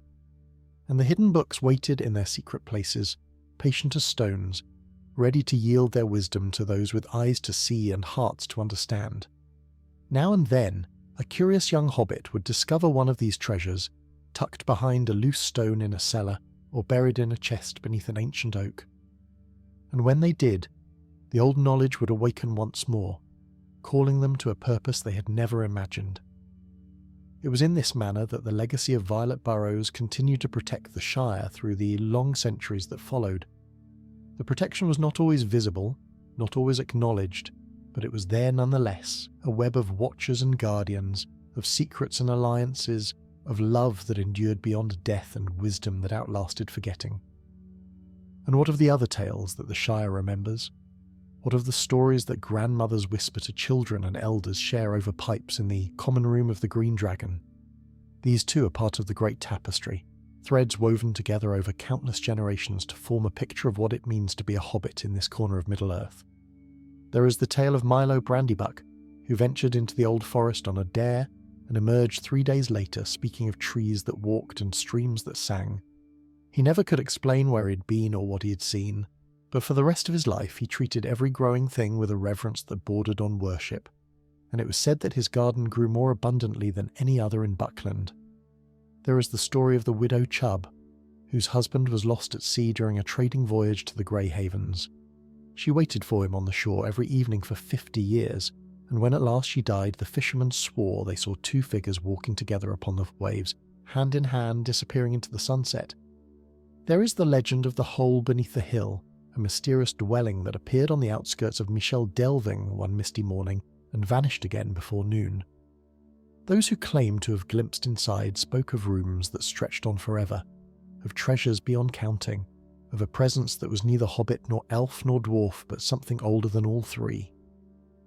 These stories and countless others form the folklore of the Shire, the accumulated wisdom and wonder of a people who have lived close to the earth for longer than memory can reach.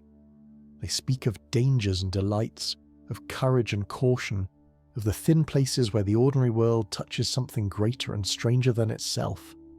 Some of these tales are simple entertainment, invented by clever hobbits to pass the time on rainy afternoons, but others carry within them kernels of truth, fragments of genuine encounters with the mysterious forces that lie just beneath the surface of the everyday.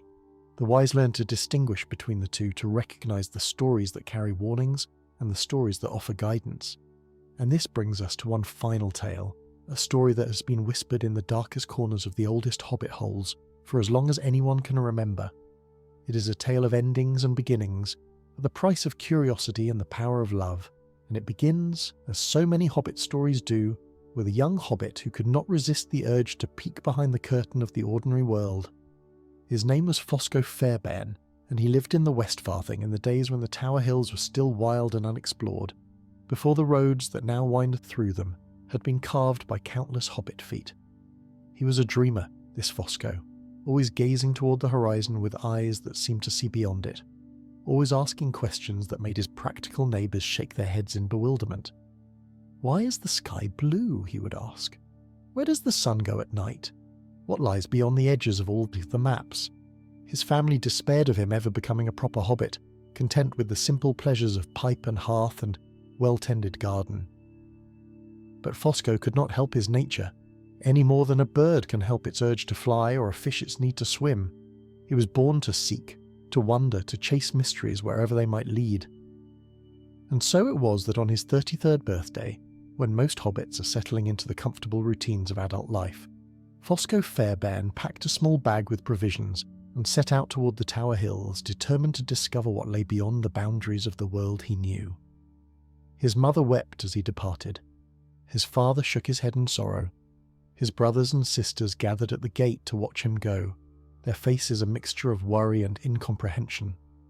But Fosco merely smiled and waved, his heart light with anticipation, his mind already racing ahead to the adventures that awaited. He did not know that his journey would take him far beyond the Tower Hills, far beyond any place marked on any map of Middle-earth. He did not know that the answers he sought would cost him more than he could imagine, yet give him gifts beyond price. The Tower Hills rose before Fosco like the spine of some great sleeping beast, their peaks shrouded in mist that never seemed to lift, no matter how bright the sun shone elsewhere. Most hobbits who ventured this far turned back at the sight of those forbidding heights, their practical natures rebelling against the unknown dangers that surely lurked in such wild places.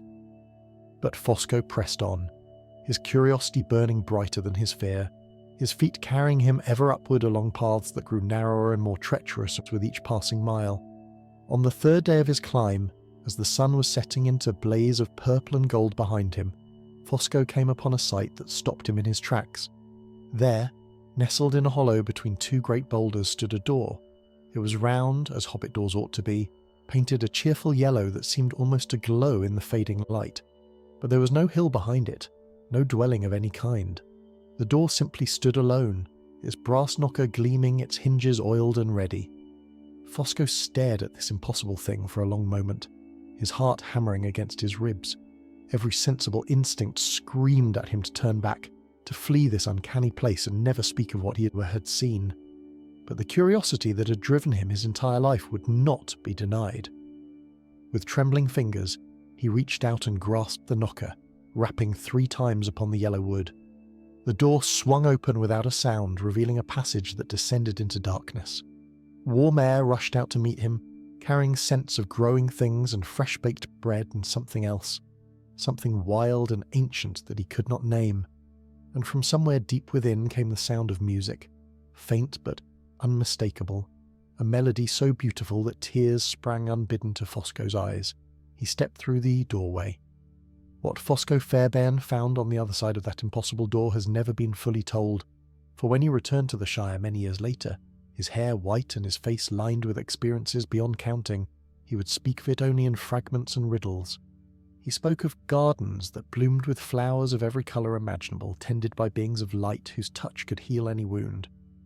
He spoke of libraries that contained every story ever told, and many that had yet to be imagined, their shelves stretching up into infinity. He spoke of feasts that lasted for days, and conversations that spanned centuries, and friendships forged with creatures whose names could not be pronounced by mortal tongues. But he also spoke of trials, of challenges that tested every fibre of his being. He had faced his deepest fears in chambers of darkness where no light could penetrate. He had answered riddles posed by spirits older than the mountains themselves. He had walked through fire and emerged unburned, swum through waters that had no bottom, and climbed peaks that touched the very roof of the sky. And at the end of all his journeys, in a place that was neither here nor there, neither then nor now, he had met someone who changed everything he thought he knew about the world and his place within it. She called herself the Keeper of Stories, and she appeared to him as an elderly hobbit woman with kind eyes and a gentle smile. But Fosco sensed that this form was merely a courtesy, a shape she had assumed to make him comfortable, and that her true nature was something far vaster and more incomprehensible. "You have come far, little seeker," she said, her voice like the rustling of pages in an ancient book. "Farther than most of your kind ever dare to travel. What is it you hope to find?" Fosco considered the question carefully, for he sensed that much depended upon his answer. All his life he'd been driven by curiosity, by the need to know what lay beyond the next hill, around the next corner, behind the next closed door.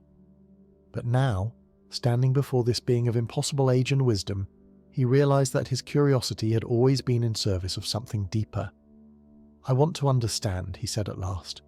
"I want to know why we're here, what purpose we serve, what meaning our small lives hold in the vast sweep of creation."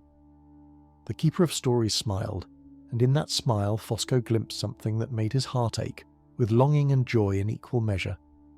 "That is a worthy desire," she said, "and because you have proven yourself through your trials, because you have come this far without losing your essential nature, I will give you a gift. I will show you the truth that lies at the heart of all stories, the secret that binds every tale ever told into a single tapestry of meaning." She reached out and touched his forehead, and suddenly Fosco understood. He saw the Shire as it truly was, not merely a pleasant land of farms and forests, but a living thing, a consciousness made up of countless individual lives woven together through love and memory. He saw the threads that connected every hobbit to every other, the bonds of family and friendship and community that made them stronger together than any could be alone. He saw the great chain of being that stretched back through countless generations to the first hobbits who had wandered into these green hills, and forward through generations yet unborn to a future beyond imagining. And he saw something else as well. He saw that every story ever told was part of this tapestry, a thread that added strength and beauty to the whole. The tales that hobbits shared around their fires were not mere entertainment, but acts of creation, ways of weaving meaning into the fabric of existence. Every time a grandmother told a story to a wide-eyed child, every time friends gathered to share memories of adventures past, the tapestry grew richer and stronger. This was the purpose that Fosco had sought. This was the meaning that had driven him across the boundaries of the known world. Hobbits were storytellers, keepers of memory, weavers of the great tapestry that gave shape and significance to the endless unfolding of time. When Fosco Fairbairn returned to the Shire, he was a changed hobbit. The curious young dreamer who had set out toward the Tower Hills had been transformed into something else entirely. A teller of tales, a keeper of wisdom, a bridge between the ordinary world and the mysteries that lay just beyond its borders. He gathered the old stories and learned new ones, travelling from village to village, from hole to hole, sharing what he had discovered with anyone who would listen. Some dismissed him as a madman, a hobbit whose wits had been addled by too much wandering in wild places. But others listened, and in his words they heard something that resonated with truths they had always felt but never been able to express. These hobbits became his students, and they in turn passed on what they had learned to their own students, and so the chain continued down through the ages. It is said that Fosco Fairbairn lived to be very old indeed, older than any hobbit before or since, and that when at last he lay upon his deathbed, surrounded by those who loved him, he smiled and spoke his final words. "I have seen the tapestry," he whispered, "and it is beautiful beyond measure. Every one of you is a thread within it, and every story you tell makes it more beautiful still. Remember this when I am gone. Remember that we are all storytellers, and that our stories matter more than we can ever know." And with that, he closed his eyes and was gone, leaving behind a legacy that would endure for as long as hobbits walked the green hills of the Shire. So ends this collection of tales from the heart of Hobbit country, these whispers from the Shire that speak of magic and mystery, of courage and compassion, of the simple joys and profound truths that define a people. May they bring you comfort on dark nights and wonder on bright days. May they remind you that even the smallest person can make a difference, and that the stories we tell are never merely stories but acts of love that echo through eternity. And if, on some quiet evening when the fire burns low and the stars wheel overhead in their ancient dance, you should hear a whisper on the wind that speaks of hobbits and their tales, listen closely.